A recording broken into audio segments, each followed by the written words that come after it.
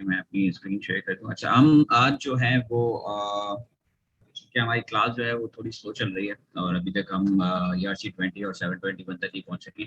So we have to finish the tokens और उसके बाद हमें Web3 की तरफ मूव होना है।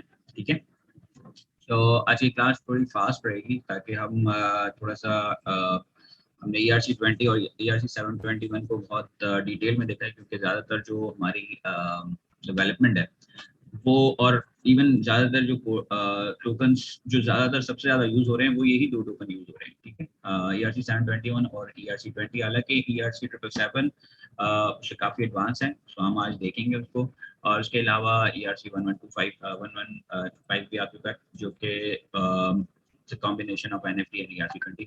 सो हम दोनों वेरिएंट्स देखेंगे। ठीक है, और उसके बाद आगे जो है वो Web3 पे हम मूव होंगे। आज हम कोशिश करेंगे कि Web3 का जो ट्यूटोरियल है वो उसको स्टार्ट करते हैं। ठीक है जी।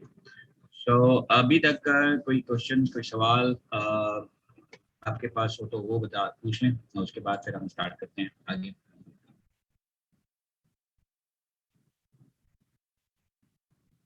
एक क्वेश्चन था 721 के ऊपर। 721 में जब मैंने अपने NFTs क्रिएट की तो उसमें मैंने उनकी वैल्यू जो भी बैलेंस है वो 1 या जो भी हम असाइन कर रहे हैं वो एक टोकन असाइन कर रहे हैं। जब उसको मैंने रॉबस्टन पे डिप्लॉय किया, वहां से आके मैंने कॉन्ट्रैक्ट को राइट किया और मेरे मेटामास्क के वॉलेट में जो है वो 0.0001 करके दिखाता है, उसको एज अ 1 नहीं दिखाता टोकन को। तो क्या उसके लिए मुझे डेसिमल से मल्टीप्लाई करना पड़ेगा उसको या कुछ और करना पड़ेगा? देखिए, वॉलेट जो है ना वो वॉलेट डेसिमल पे चलता है। आप उसके जब ऐड कर रहे हैं उस वक्त आप बताएं कि उसके कितने डेसिमल हैं। आप अगर आप 1 बताएंगे तो वो फिर 1 दिखाएगा। तो डेसिमल की वैल्यू जो वॉलेट में आप सेट कर रहे हैं वो आप अगर 1 सेट करते हैं तो फिर वो आपको एज यूजुअल जो NFT का अगर आप एक टोकन ट्रांसफर करें तो एक ही दिखाएगा। यानी कि ये वॉलेट लेवल पे मुझे चेंज करना पड़ेगा, कोड चेंज नहीं? नहीं, कोड नहीं चेंज करना पड़ेगा। कोड के अंदर आप ओके, डेसिमल लिखाएंगे। NFT के लिए डेसिमल नहीं लेके आ सकते। So obviously what you have to do is कि आपको वॉलेट में जाके वहाँ पे वो डेसिमल पूछता है। जब भी आप टोकन ऐड करते हैं तो वो डेसिमल पूछता है कि कितने डेसिमल। ठीक है, तो वो उनसे जो है वो डिवाइड करके फिर आपको एक्चुअल में दिखाता है। सो लेट्स सपोज आप ERC कहते हैं कि भाई ERC-20 जो है वो 18 डेसिमल है, तो वो 18 से डिवाइड करके वैल्यू दिखाता है। इसी तरह से अगर आप NFT में 1 कर देंगे तो 1 से डिवाइड करके आएगा तो 1 ही आ जाएगा उसका। ऑलराइट, थैंक यू जी, ओके। सर एक क्वेश्चन और है। मैं ये पूछना चाह रहा था कि हमारी अंडरस्टैंडिंग ये है कि एब्स्ट्रैक्ट कॉन्ट्रैक्ट जो है वो ऐसा कॉन्ट्रैक्ट होता है कि जिसमें कम से कम एक फंक्शन ऐसा हो जिसकी इम्प्लीमेंटेशन ना दी गई हो।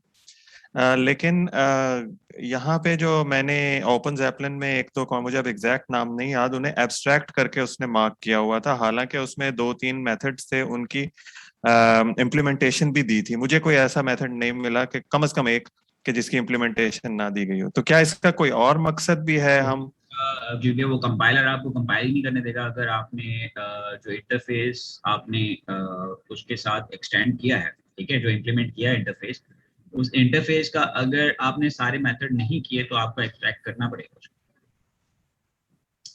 और सारे मेथड आपने कर दिए इम्प्लीमेंट तो फिर एब्स्ट्रैक्ट करने का कोई जवाब नहीं रहता उसमें। तब आप एब्स्ट्रैक्ट क्यों करेंगे अनटिल अनलेस के आपने सारे। देखिए, एक तो ये हो सकता है कि आपने इंटरफेस के मेथड सारे दे दिए, इम्प्लीमेंट कर दिया, लेकिन उसके बाद आपने एब्स्ट्रैक्ट में कोई एक मेथड आपने दे दिया सिग्नेचर के साथ, सिर्फ सिग्नेचर दे दिया उसके, जो कि आपकी जो आगे की क्लास है वो इम्प्लीमेंट करती, तो उसमें हो सकता है। लेकिन अदरवाइज एब्स्ट्रैक्ट क्लास जो है वो उसी वक्त होगी जब आप किसी फंक्शन की इम्प्लीमेंटेशन नहीं दें। तो अदरवाइज एब्स्ट्रैक्ट रखने का कोई फायदा नहीं है किसी कॉन्ट्रैक्ट में। लेकिन तो सर इसका मतलब ये हुआ कि वो अलाउ फिर भी करता है, या खैर मैं दोबारा एक दफा देख लेता हूँ, शायद मैंने मिस किया हो, क्योंकि कोई बहुत बड़ा वो नहीं था फंक्शन, सॉरी कॉन्ट्रैक्ट, छोटा सा ही था और मैं देख रहा था इसमें ऐसा क्यों हो रहा है, मैं समझ नहीं पाया था। कोई इम्प्लीमेंट किया होगा ना, कोई इंटरफेस आपने इंटरफेस देखा था उसका। उसमें भी मैंने भी चेक किया, सब में जो है ना इसी तरीके से है कि एब्स्ट्रैक्ट दिया और सारे फंक्शन डिक्लेयर्ड। सर जिस तरह ओनेबल है, ओनेबल को भी उसने किया हुआ है। फॉर एग्जांपल ओपन ज़ैपलिन में अगर ओनेबल को देखें तो वो है, अगर मैं उसने फिर कॉन्टेक्स्ट में गया है इसको थोड़ा सा चले, मैं फिर देख लूंगा अगर अभी क्लास का टाइम आप वेस्ट हो रहा है, लेकिन ये चीज मुझे जरा समझ नहीं आ रही थी कि क्यों ऐसा।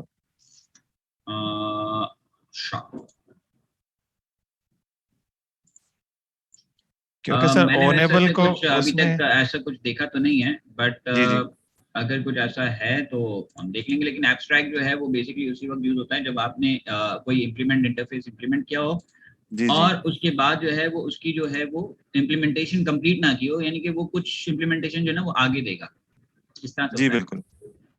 तो ओनेबल जो है वो सिर्फ ओनेबल, अगर आप देखेंगे ना तो ओनेबल कॉन्टेक्स्ट को भी यूज कर रहा है। जी सर, और कॉन्टेक्ट्स में सिर्फ दो मेथड्स हैं, वो जो मैसेज सेंडर वाला और मैसेज डेटा वाला, वो दोनों कॉन्टेक्स्ट के अंदर इम्प्लीमेंटेड हैं। तो यानी मैं तो मुझे समझ नहीं आई कि ये फिर एब्स्ट्रैक्ट क्यों, क्योंकि कॉन्टेक्स्ट को भी उसने एब्स्ट्रैक्ट मार्क किया हुआ है।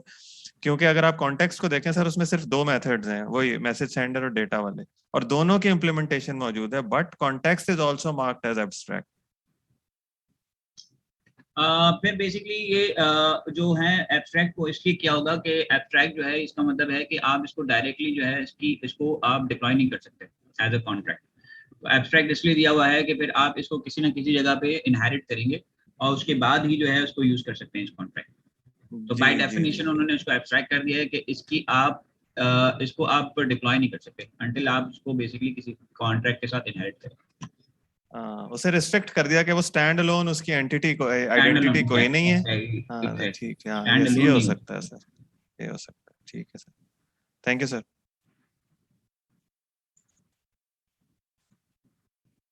क्योंकि मुझे ये भी लग रहा है कि कॉन्टैक्ट्स वगैरह जो है ना वो गैस के साथ, ये गैस स्टेशन के साथ चलते हैं कॉन्टैक्ट्स वगैरह। गैस स्टेशन क्या है तो उसके अंदर भी कोई हो सकता है कि कुछ इम्प्लीमेंटेशन ना दी हो, तो वो देखना पड़ेगा। बट जी most thank you sir. Probably जो रिस्ट्रिक्शन है वो इसलिए है कि आप जो है वो इसको स्टैंड अलोन डिप्लॉय ना कर सकें, ओनेबल जो है वो किसी न किसी कॉन्ट्रैक्ट के साथ इनहेरिट हो। ओके, और कोई सवाल है?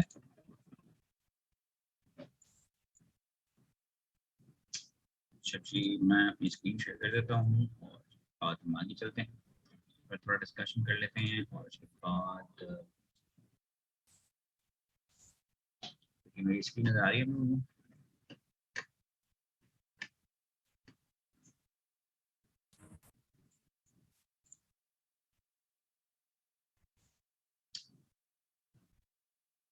ओके, सो ERC 777, किसी को पता है क्या है ERC 777? पढ़ा हुआ है आपने लोगों ने, देखा है इसको ERC 777?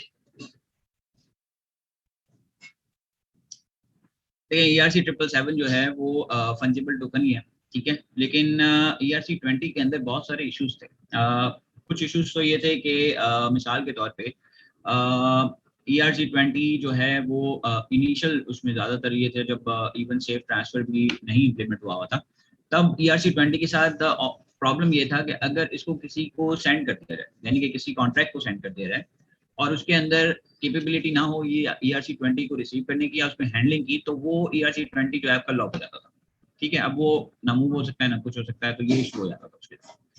सो दूसरी बात ये थी कि ERC 20 टोकन जो है वो कुछ इसी तरह से है कि उसमें कोई चीज जो है वो ट्रांसफर उस तरह से होती नहीं है। मिसाल के तौर पे वो होता क्या है कि मैंने अगर आपको कोई टोकन भेजा है तो वो एक्चुअल में होता क्या है कि ERC 20 के टोकन के अंदर एक जो बैलेंस है वो एक अकाउंट से दूसरे अकाउंट में चला जाता है। दैट मीन्स मतलब इससे ज्यादा और कुछ होता नहीं है। तो ऐसा है कि अगर मैंने आपको कोई चीज भेजी है, ठीक है ना, ERC 20 टोकन अगर मैंने आपको भेजे हैं और आपको नहीं पता, एक तो ये बात है ना कि मैं अगर किसी को ERC 20 टोकन भेजता हूँ या मैं किसी एड्रेस पे भेजता हूँ तो मुझे वो एड्रेस वॉलेट में ऐड करना पड़ता है, उसके बाद मुझे जो है वो टोकन जो है वो उसकी बैलेंस जो है वो नजर आता है, करेक्ट। तो ऐसा कुछ नहीं है कि मैं किसी को इन्फॉर्म कर सकूं कि भाई ये टोकन आपको जो है वो मैंने भेज दिया। जबकि ईथर अगर मैं भेजता हूँ, ठीक है, ईथर भेजता हूँ तो उसमें बहुत सारे मेथड होते हैं कि भाई अगर मैं किसी कॉन्ट्रैक्ट को ईथर भेज रहा हूँ तो जैसे पेएबल का मेथड है, जैसे आपके फॉल बैक मेथड है, ठीक है, हुक्स हैं। बेसिकली फॉल बैक मेथड क्या है? हुक्स हैं जो बेसिकली आपको ये बताते हैं, उस कॉन्ट्रैक्ट को ये बताते हैं कि ईथर आ रहे हैं, ठीक है। तो ऐसा कुछ ERC 20 में नहीं है कि आपके कॉन्ट्रैक्ट को पता चल जाए कि भाई आपके पास ईथर आए हैं।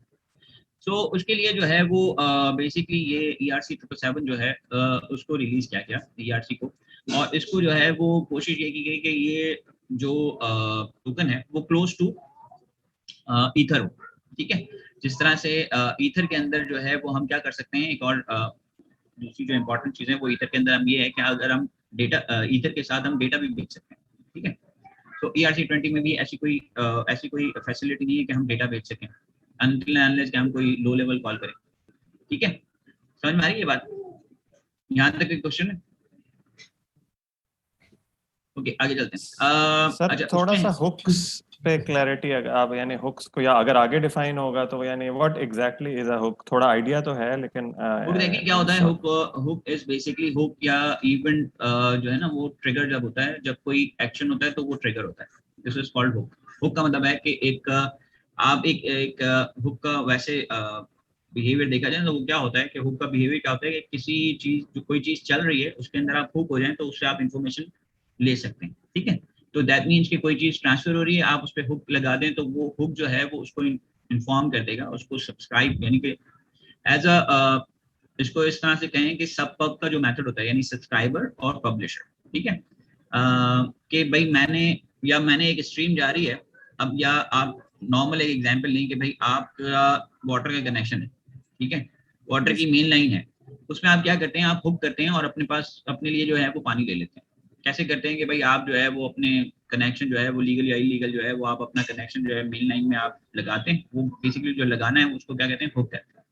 अब वो हुक हो गया और उसके बाद आप अपना जो पानी है उसमें से आप ड्राइव करते रहते हैं कि भाई ये पानी जो है उसमें से मेन लाइन से जो है वो आपकी तरफ आता है। तो this is analogy of basically क्या है, आपकी हुक की है।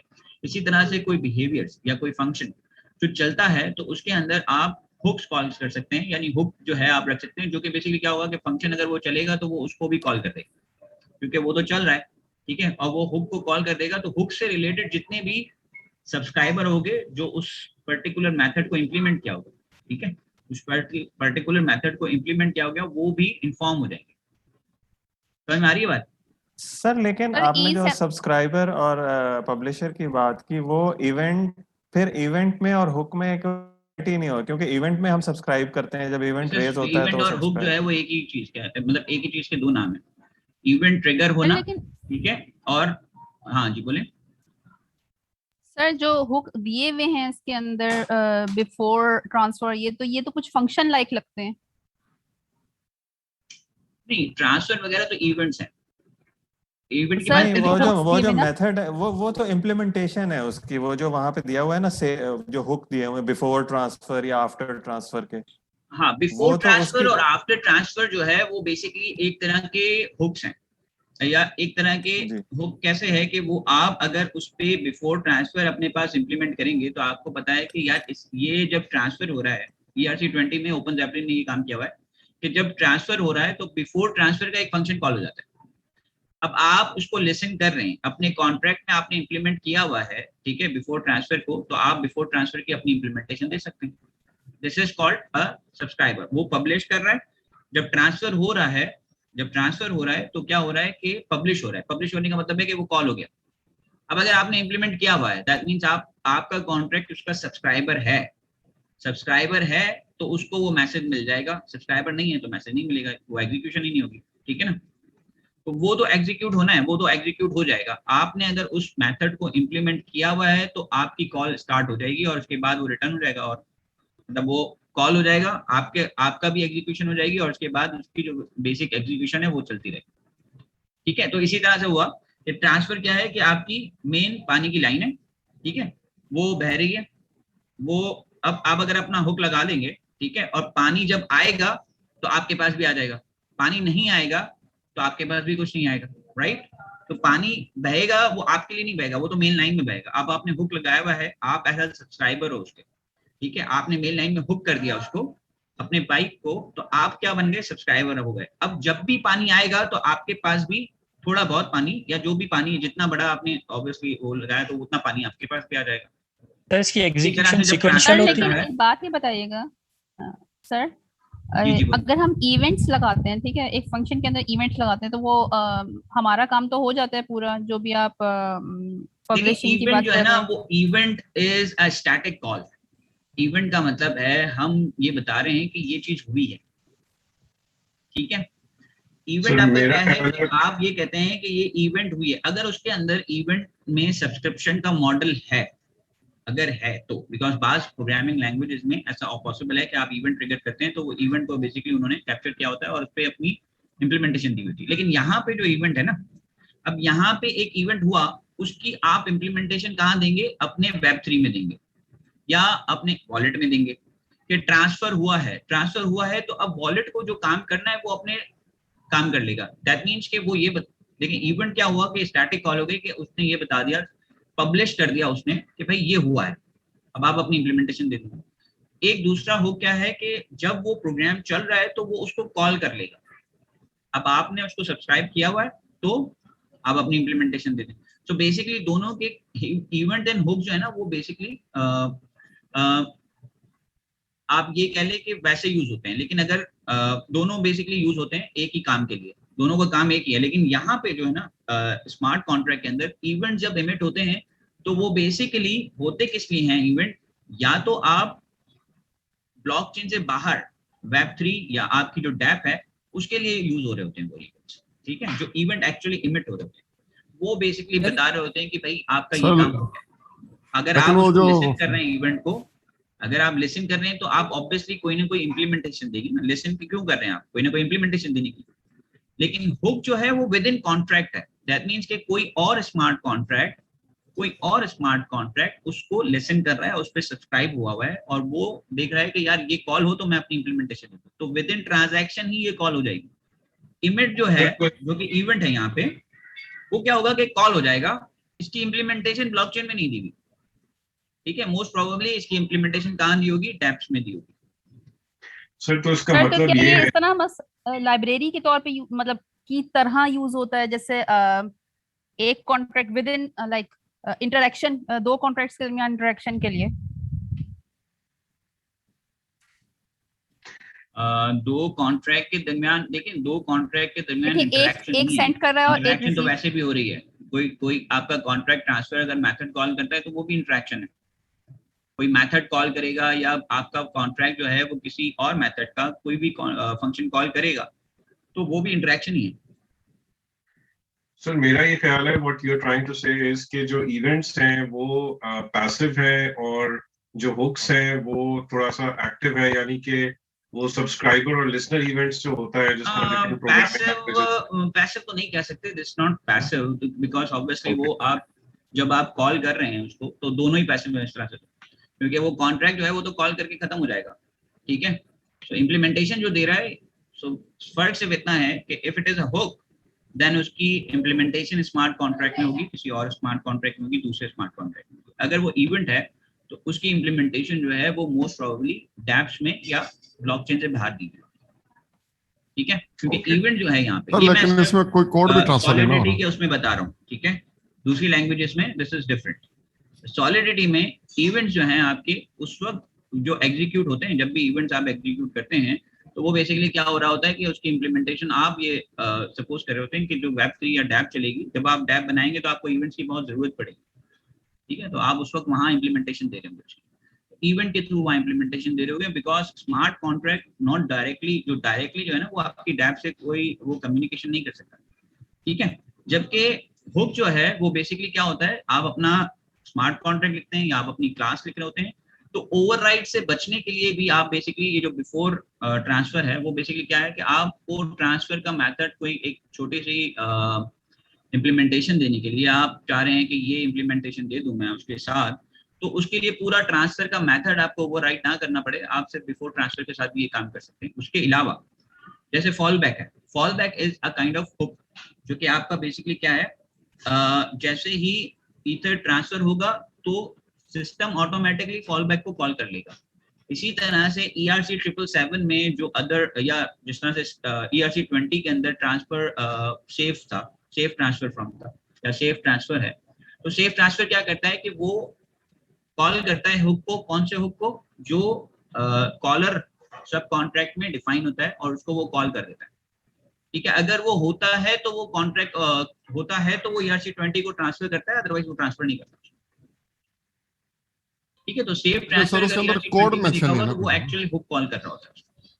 सो उसके अंदर कोई कोड दिया नहीं हुआ, खाली है बिल्कुल, या उसमें इसका हमने कोड कोड नहीं खुद दिया लिखना है अपने हाँ, बिफोर वो तो ट्रांसफर आपको और लिखना है आफ्टर? ना, जो यूज करेगा कॉन्ट्रैक्ट, जिस कॉन्ट्रैक्ट में आपको ERC-20 ट्रांसफर करने हैं, वो कॉन्ट्रैक्ट ये लिखेगा, उस कॉन्ट्रैक्ट में वो इम्प्लीमेंट होगा मेथड, और वहां पे उसकी इम्प्लीमेंटेशन होगी। तो अगर सर सर ये उसमें हुक अगर वो कंडीशन मेट नहीं करता तो आगे वो फिर उस ट्रांजैक्शन को एग्जीक्यूट नहीं करेगा? एग्जैक्टली, वो कॉल हो जाएगा बस। अब कोई कॉल जो है अगर आपने दी है तो ठीक है, नहीं दी है तो कोई बात नहीं। इससे इस जो जो मेन कॉन्ट्रैक्ट है, जो आपका टोकन वाला कॉन्ट्रैक्ट है, उसमें कोई इफेक्ट नहीं पड़ेगा। बात समझ में आ रही है? सर वो जहां से हमने कॉल किया है इसको, उसके बाद मजीद कोड दिया, अगर हमने फंक्शन कॉल किया है और जो हमने हुक को कॉल किया है, अगर वो फॉल्स जो है ना रिटर्न कर देता है, तो जो उसके आगे वाले कोड हैं जिसमें इनका अगर बैलेंस ट्रांसफर होना है या बैलेंस डिक्रीज नहीं, होना वो है, ऐसा नहीं तो है। देखिए, उसमें वो वो ये कर नहीं सकता चले। है कि उस ट्रांसफर को रिवर्ट कर सकता है, ठीक है। उस क्योंकि देखिए यहाँ पे इथेरियम में जो ट्रांजैक्शन होती है ना, वो एक पूरी ट्रांजैक्शन होती है। अब एक ट्रांजैक्शन हुई, उसके बाद लेट्स सपोज कि मैं एक स्मार्ट कॉन्ट्रैक्ट का फंक्शन कॉल करता हूँ, उसके बाद दूसरी स्मार्ट कॉन्ट्रैक्ट का फंक्शन कॉल करता हूँ, फिर तीसरी स्मार्ट कॉन्ट्रैक्ट का फंक्शन कॉल करता हूँ, तो ये एक ट्रांजैक्शन है। अब इनकी इम्प्लीमेंटेशन में कहीं भी कोई चीज रिवर्ट हुई तो वो पूरी ट्रांजैक्शन को रिवर्ट कर देगा, वो अपने पूरे पुराने स्टेट पे आ जाएगा, वो ट्रांजैक्शन ही रन नहीं होगी, ठीक है। तो ये जो ट्रांजैक्शन है एक्चुअली वो पूरी एटॉमिक है, वो पूरी जो है, अगर कहीं पे भी आपने भले मल्टीपल फंक्शंस कॉल किए हैं, तो इसी तरह से यहाँ पे अगर आप ERC-20 या ERC-777 या फिर आप बेसिकली इवन अगर आप ईथर में जाएं और वो उसने ईथर ट्रांसफर किए और उसके बाद आप ईथर ट्रांसफर हो गए, लेकिन आपने किसी वजह से वो आपके जो फॉल बैक मेथड है उसमें कोई एरर है, तो फॉल बैक मेथड जब कॉल होगा ना, तो पूरी ट्रांजैक्शन रिवर्ट हो जाएगी, आपकी ट्रांसफर भी खत्म हो जाएगी, इवन आपने ट्रांसफर किए वो ट्रांसफर भी रिवर्ट हो जाएगा। तो इसका तो ये मकसद ये है इसका कि आप अगर हुक कॉल कर रहे हैं और हुक में कोई कंडीशन पे फेल हो रहा है, तो वो पूरी ट्रांजैक्शन फेल हो जाएगी, वो ट्रांसफर ही नहीं होगा। जी सर, एटॉमिक होती ये है पावर यानी। समझ रहे हैं आप कि आप जी अगर सर, आप समझ आ ऐसा गए। कोई काम करना चाहते हैं जिसमें आप चाह रहे हैं कि जो रिसीविंग कॉन्ट्रैक्ट है उसके पास ये एबिलिटी हो कि वो ट्रांजैक्शन को रिवर्ट कर सके, तो that is possible in ERC-20 transfer safe transfer. ठीक होगा और सर। ये हुक का बेसिकली एक्चुअल एक पावर है कि आप बेसिकली रिसीवर कॉन्ट्रैक्ट को भी ये एबिलिटी दे सकते हैं कि वो ट्रांजैक्शन को रुकवा सके, फेल कर सके, या फिर उसके आगे कोई काम कर सके। अच्छा सर, ये हुक जो है ये मतलब प्रायर एक्टिविटी फंक्शन कॉल से पहले की कंडीशन है, तो ये कैसे हम कोरिलेट कर रहे हैं इसको? ये मॉडिफायर नहीं है, सम बट मॉडिफायर है ये? नहीं, ये कोई रिक्वायरमेंट थोड़ी है कि वो पहले होगा, बाद में भी हो सकता है, कहीं पे भी हो सकता बाद है, में भी हो इट्स सकता है, रिक्वायरमेंट। लेकिन बिफोर जो है वो कुछ रिलेट नहीं कर रहा है मॉडिफायर से, क्यों? उसमें भी हम सर चेक लगा सकते हैं? मॉडिफायर, देखिए मॉडिफायर जो है ना, वो एक जस्ट फिल्टर है, एक कंडीशन है जो कि बेसिकली आपकी ये डिटरमाइन करती है कि आगे चलेगा या नहीं चलेगा। बिफोर जिसकी आप बात कर रहे हैं, बिफोर टोकन ट्रांसफर की, उसमें कोई ऐसी कंडीशन नहीं है कि वो आगे नहीं चलेगा, वो तो जस्ट कॉल करके आगे चलना शुरू कर देता है। वो बिफोर टोकन ट्रांसफर के अंदर कोई ऐसी लॉजिक लिखी हुई है कि वो उस ट्रांजैक्शन को रिवर्ट कर दे, तो यस ट्रांजैक्शन फिर रिवर्ट हो जाएगी, या आप बिफोर टोकन ट्रांसफर में जाएं और रिवर्ट लिख दें तो पूरी ट्रांजैक्शन रिवर्ट हो जाएगी, एरर आ गया, खत्म हो गया। But that is not related to that modifier. अगर आप उसको इस तरह से यूज कर रहे हैं मॉडिफायर के अंदर, तो आपकी गैस ज्यादा कंज्यूम होगी as compare to modifier. Modifier sir, तो है वो तो आपकी वैलिडेशन इम्प्लीमेंटेशन के है। लिए है सिर्फ, modifier is just for the validation purpose use होता है, ठीक है। और वो भी उस तरह से कि आप मॉडिफाई यूज कर रहे हैं तो मल्टीपल, अगर आपको फंक्शंस में एक ही, ऐसे इज ओनर की, अगर मेरे पास एक मॉडिफायर मैं बना रहा हूँ कि भाई मेरे पास 4 मेथड्स हैं जो सिर्फ ओनर रन कर सकता है, तो मैं उसका मॉडिफायर बना दूँ, राइट। तो उसका और इसका जो है वो कोई वो नहीं, दे बोथ आर डिफरेंट।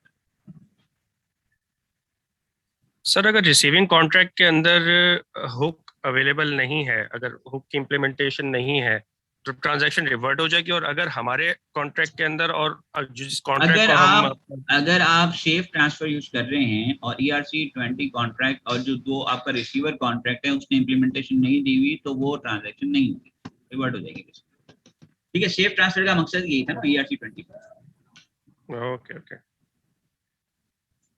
क्योंकि आप चाह ही रहे हैं कि भाई ऐसे किसी कॉन्ट्रैक्ट को मैं ट्रांसफर ना करूं जिसमें ERC-20 हैंडलिंग की कोई वो ही ना हो, एबिलिटी ना हो, तो आप दे ही नहीं रहे उसको, तो आपका मकसद ये हो गया ना, अगर आपको ट्रांसफर अगर आपको वैसे ट्रांसफर करना है तो आप ट्रांसफर यूज करें, सेफ ट्रांसफर ना यूज करें। ठीक है, ओके सर। तो हम आई एम ERC सॉरी, 777 मैं थोड़ा कंफ्यूज हो गया हूँ। आपने शायद ये कहा है कि अगर हम सेफ ट्रांसफर यूज करें और हुक की इम्प्लीमेंटेशन ना दी हो तो ट्रांजैक्शन रिवर्ट हो जाएगी, क्या यही बात है?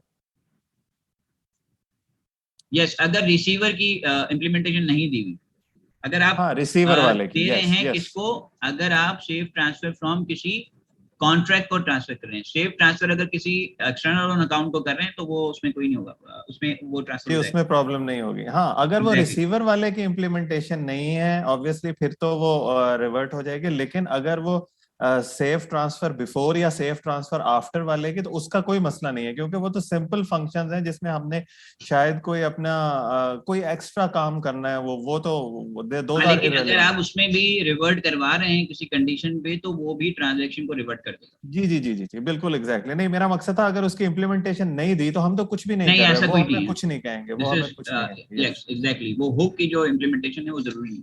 अगर आप जी, जी, इंटरफेस जी। के थ्रू उसको इम्प्लीमेंट करवा रहे हैं तो दैट्स अ डिफरेंट स्टोरी, जैसे कि आप यस यस करवा रहे हैं ट्रांसफर फ्रॉम के केस। ठीक है, तो बिल्कुल ठीक ERC है। 777 में भी हम देखेंगे कि ये कहानी हुई। अच्छा, तो ERC 777 जैसे कि मैंने Thank आपको you. बताया कि भाई ERC 20 में कुछ चीजें थी जो मिसिंग थी, एज क्योंकि ERC 20 को हम एज अ करेंसी यूज कर रहे हैं, क्रिप्टो करेंसी यूज कर रहे हैं बहुत सारी जगह पे, तो उसमें ये चीज मिसिंग है। ठीक है, इवन डाई अगर आप देखें तो डाई को अगर मैं किसी को बेचता हूँ और किसी को नहीं पता, नहीं मैंने अहमद को भेजे, अहमद को नहीं पता कि मैंने डाई भेजे हैं, और वो उसके कहीं वॉलेट में भी नजर नहीं आते, जबकि ईथर जो है वो मैं भेजूंगा तो उसको नजर आ जाएंगे, लेकिन डाई नजर नहीं आएगा जब तक वो उसको एड अप नहीं करेगा, ठीक है, अपने वॉलेट के अंदर। तो ये एक इशू था। सो एक तो ये है, दूसरा ये है कि इसमें जो है वो कुछ हुक्स अवेलेबल हैं जो पेएबल का जो बिहेवियर है, हमारा जो बिहेवियर है पेएबल का, या हमारा जो फॉल बैक मेथड है उसके बिहेवियर को कॉपी करता है। दैट मीन्स कि आप क्या करते हैं कि फॉल बैक या रिसीव के अंदर, फॉल बैक के अंदर आप क्या करते हैं, बेसिकली जब आप फॉल बैक यूज करते हैं तो उसके अंदर आप डेटा ट्रांसफर कर सकते हैं टोकन के साथ। तो यहाँ पे भी उन्होंने इस तरह का काम किया हुआ है कि आपके जो रिसीवर उसी तरह से जिस तरह ट्रांसफर फॉर्म है, इसमें यहाँ पे भी दो इंटरफेस हैं, रिसीवर और सेंडर, और उसके अंदर बेसिकली आप क्या कर सकते हैं, डेटा भेज सकते हैं। ठीक है, सो ये उन्होंने एक तरह से कोशिश की है इसको सॉल्व करने की। अच्छा, ERC 777 जो है बहुत ज्यादा फेमस नहीं हुआ, क्योंकि ERC 20 जो है वो बहुत ज्यादा चल रहा है और ERC 777 में बहुत कम जो है वो कॉन्ट्रैक्ट बने। उसकी वजह जो है वो उसकी कॉम्प्लेक्सिटी है। अदरवाइज जो इसको बनाया था as a replacement of ERC 20, तो उसमें कुछ फीचर्स अच्छे दिए होते हैं, जैसे लेट्स सपोज कि आपको अप्रूव की जरूरत होती है और फिर उसके अंदर फिर आप ट्रांसफर फॉर्म कर सकते हैं अप्रूव करने के बाद। यहाँ पे जो है वो उन्होंने उसको थोड़ा सा कम कर दिया था कि सिर्फ ऑपरेटर दे दिए थे, ऑपरेटर के थ्रू आप बेसिकली क्या कर सकते हैं कि इसमें ट्रांसफर फॉर्म या ट्रांसफर किसी को कर सकते हैं, अप्रूव की जरूरत नहीं, तो दो ट्रांजेक्शन की बजाय एक ट्रांजेक्शन होती है। ठीक है, कि पहले आप अप्रूव करो, अप्रूव के बाद उसको बेसिकली इजाजत होती है कि वो ट्रांसफर कर सके। तो यहाँ बेशक अगर आप ऑपरेटर को ऐड कर देते हैं तो बस उसके पास ये राइट्स होते हैं कि वो ऑटोमेटिकली ये काम कर देता है। तो वहां क्या होता है कि पहले आप अप्रूव करो, ऐड करो, फिर अप्रूव करो और उसके बाद वो ट्रांसफर कर सकता है ERC 20 के। ठीक है, तो अब अगर इसका मेथड देखें तो वो कुछ इस तरह से है कि यहाँ पे क्या होता है कि आपका एक ERC 777 है, ठीक है, जैसे सेंडर ने सेंड किया ERC 777, तो यहाँ पे ये एक्चुअल प्रोसेस है जो समझने की बात है कि यहाँ किस तरह से चलता है। तो ये ERC 777 है जो हमारा कॉन्ट्रैक्ट है, सेंडर ने ERC 777 अगर सेंड करेगा तो ये पहले इसकी रजिस्ट्री से, ये जो है ना यहाँ पे 721 में ERC 165 था, अब उन्होंने एक और कॉन्ट्रैक्ट इंट्रोड्यूस करवा दिया है ERC 1820। अच्छा, ये कॉन्ट्रैक्ट क्या करता है, ये बेसिकली रजिस्ट्री कॉन्ट्रैक्ट है, ये रॉक्सन में भी मिलेगा आपको और सारे टेस्टनेट में भी मिलेगा और मैननेट में मिलेगा। इसके बेसिकली फिक्स एड्रेस होते हैं जो कि बेसिकली आपको लेने होंगे और अपने बेसिकली कॉन्ट्रैक्ट में दे देने कि भाई ये कॉन्ट्रैक्ट है और उसमें फिर आप अपने आप को रजिस्टर करवा लेते हैं। अच्छा, यहाँ पे रजिस्ट्री जो है, इस रजिस्ट्री में ERC 1820 के अंदर आपका रेसिपिएंट और सेंडर जिसने वो इंटरफेस इंप्लीमेंट किए हुए हैं वो भी रजिस्टर होंगे, तब जाके ये पूरा सिस्टम जो है इसका चलेगा कॉल बैक की तरह। जो होगा क्या कि सेंडर ने जब सेंड किए तो ये ERC 777 जो है वो ERC 1820 में देखेगा कि इसका रिसीवर, क्योंकि ये अगर सेंडर ने किसी कॉन्ट्रैक्ट को ये भेजे हैं, ठीक है, सेंडर ने क्या किया, किसी कॉन्ट्रैक्ट को भेजा है, ये रिसिपेंट जो है वो कोई कॉन्ट्रैक्ट है, तो ERC 777 जो है वो इस रजिस्ट्री में उसको तलाश करेगा, ये वाले टोकन को, क्योंकि ये टोकन जो है जब आप बनाएंगे तो इसकी भी आपकी रजिस्ट्रेशन जो है वो ERC 1820 में देनी पड़ेगी, तब जाके ये बेसिकली क्या होगा कि ये इसको कॉल कर सकेगा, ठीक है। तो ये क्या करेगा, बेसिकली जैसे ही सेंड होगा तो ये ERC रजिस्ट्री जो है वो रिसिपिएंट को कॉल कर देगा टोकन रिसीव का एक हुक। तो यहाँ पे इसको पता चल जाएगा कि भाई मेरे पास जो है वो, ये इसी तरह से काम करेगा जिस तरह से फॉल बैक मेथड काम करता है, ये जो टोकन रिसीव्ड है ना, फॉल बैक की तरह काम करेगा। जैसे ही यहाँ पे ट्रांसफर कॉल होगा, ये यहाँ पे एक कॉल भेजेगा रिसिपिएंट को कि भाई आपको जो है वो कुछ 777 आए, and then he will do whatever he wants to do, कि भाई ये मुझे ये काम करना है, एंड दैट्स इट, ठीक है। तो इसका प्रोसेस जो है वो इस तरह से, जबकि ERC 20 में जो है वो बेसिकली ऐसी कोई कहानी नहीं थी, वो सेंडर जो है वो ERC 20 में जाता था और इसको डायरेक्ट भेज देता था रिसिपिएंट। समझ में आ रहा है ये प्रोसेस? सर इसमें रेसिपिएंट सर, ये को जो है वो ERC 1820 EOA भी हो क्या सकता है या कॉन्ट्रैक्ट होगा, मतलब एक्सटर्नली ऑन अकाउंट भी हो EOA सकता तो है? हो ही सकता है ना, देखिए EOA तो हो सकता है, EOA में कोई मसला नहीं है, मसला जो है वो कॉन्ट्रैक्ट का था। EOA तो हो ही सकता है, 777 आप किसी को भी भेज सकते हैं। दिस इज ERC 777 जो है, दूसरी बात यह है कि बैकवर्ड कंपैटिबल है, तो ERC 20 के भी सारे फंक्शन है, ठीक है। तो अगर आप अप्रूव वगैरह करना चाहें तो वो भी अवेलेबल है, बिकॉज बैकवर्ड कंपैटिबल, लेकिन उसका अपना जो इस ऑपरेटर का फंक्शन है वो बेसिकली कॉल होगा अगर आपको अप्रूवल देना है किसी को। अदरवाइज अगर आप किसी EOA को भेज रहे हैं, एक्सटर्नल ओन अकाउंट को भेज रहे हैं, तो वो तो अवेलेबल ही है और वो जा भी सकता है, उसमें कोई इशू नहीं। सो बेसिकली एक्सचेंजेस के लिए ये चीज में खाली इंट्रोड्यूस की गई है कि अगर जहाँ पे एक्सचेंजेस हो या प्लेटफॉर्म हो जहाँ पे हम सेल करते हैं टोकन्स या NFTs, जैसे OpenSea है, अगर OpenSea आपके कॉन्ट्रैक्ट को हैंडल कर रहा है तो वो ऑपरेटर कहलाएगा। OpenSea तो NFT को हैंडल करता है ना, 777 को तो नहीं करता वो। 777 इज अ फंजिबल टोकन, ठीक है, ये ठीक है। नॉन फंजिबल नहीं है, it's a fungible like ERC 20, ठीक है। तो ये 721 की तरह नहीं है, but this is a fungible token. Fungible token ERC 20 का एडवांस वर्जन है, ये कह लें, ठीक है। इसकी हम थोड़ी सी वो देख लेते हैं इम्प्लीमेंटेशन। सर आप थोड़ा सा एक्सप्लेन करेंगे, टोकन रिसीव होगा तो आपने क्या कहा कि क्या भेजेगा वो? मैं अभी आपको ओपन जैपलिन की इम्प्लीमेंटेशन बता देता हूँ, तो उसमें आपको जो है ना ये क्लियर हो जाएगा। फिर हम 115 की तरफ चले जाएंगे, मैं वहां पे आपको ये क्लियर कर देता हूँ उसके फंक्शंस, ठीक है। सर ये वो टोकन है जिसका ऑरेकल से ताल्लुक है, ये कुछ जनरेट करता है नंबर या कुछ? ऑरेकल से क्या ताल्लुक है? ये कुछ नंबर्स जनरेट करता है क्या? जब ये रिसीव हो जाता है तो कुछ नंबर्स जनरेट करके आपको सेंड बैक करता है? नहीं, नंबर्स कुछ नहीं जनरेट होते। द थिंग इज के देखिए, आप अगर इसके एग्जांपल यूं ले लें, मिसाल के तौर पे आपने एक आपने बेसिकली एक टोकन है, ठीक है, आपके पास नॉर्मल ERC 720 टोकन है। एक मिनट मैं जरा इसको पहले शेयर कर दूं, उसके बाद मैं इससे बात करता हूँ। क्या मेरी स्क्रीन नजर आ रही है आप लोगों को?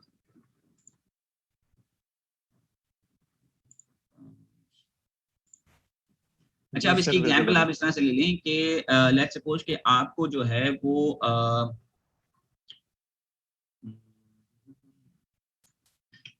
आपको बेसिकली एक सपोज आपका एक बैंक का टोकन है, बैंक का कॉन्ट्रैक्ट है, ठीक है। अब बैंक का कॉन्ट्रैक्ट क्या कर रहा है कि आप बेसिकली ये कह रहे हैं कि भाई मुझे अगर कोई अकाउंट जो है, अकाउंट एक बेसिकली एक और कॉन्ट्रैक्ट है, वो बेसिकली आपको क्या भेज रहा है, एक ERC 720 777 के टोकन भेज रहा है। तो बैंक कह रहा है कि भाई जब ये टोकन आए तो मुझे मालूम हो ताकि मैं उसका बैलेंस अपडेट करूं, ठीक है। तो आपको कैसे पता चलेगा? अब दूसरी बात ये है कि अगर आप उसके साथ लेट्स सपोज कि कोई चीज अपडेट करवाना चाह रहे हैं, मिसाल के तौर पे एग्जांपल ये है कि इसकी एग्जांपल कैसे दें कि लेट्स सपोज कि आपके पास सर इसकी मिसाल के तौर पे आपकी एक शॉप है, ठीक है। अब आप शॉप है और उसके अंदर जो है वो आप ये कह रहे हैं, सॉरी कुछ कह रहे हैं, की मिसाल आप शॉप है और आप शॉप जो है वो आपकी शॉप जो है वो ERC 777 एक्सेप्ट कर रही है, ठीक है।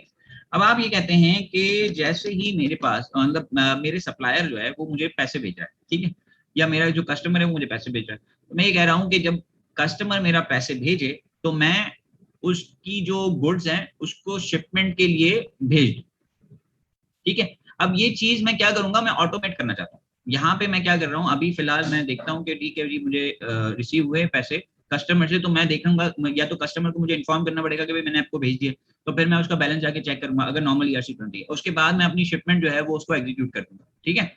या मैं उसके यहाँ पे फंक्शन लगाऊंगा कि भाई ठीक है अगर मुझे रिसीव होंगे तो मैं कंफर्म रिसिप्ट करूंगा और उसकी ट्रांजैक्शन दे दूंगा, तो उसकी जो है शिपमेंट मैं करवा दूंगा। अब ERC-777 आपको ये ऑटोमेशन दे रहा है, वो ये कह रहा है कि जैसे ही कस्टमर आपको भेजेगा, अगर वो ERC-777 है तो आपने क्या किया हुआ है कि आपने ये हुक जो है, जो इसका मेथड है, जो आपका रिसीव्ड का इंटरफेस है, वो आपने इंप्लीमेंट किया हुआ है, और उसमें ये आपने उसमें आपने इंप्लीमेंटेशन दी हुई है कि जैसे ही इसकी अमाउंट रिसीव हो और वो अमाउंट, क्योंकि अब आपकी लॉजिक है, आप कह रहे हैं आपने वो उस रिसीवर मेथड में लिखा हुआ है कि अगर इसकी अमाउंट और ऑर्डर की अमाउंट सेम है, पूरी अमाउंट कर दी है उसने, तो इस ऑर्डर की शिपमेंट को भेज दो।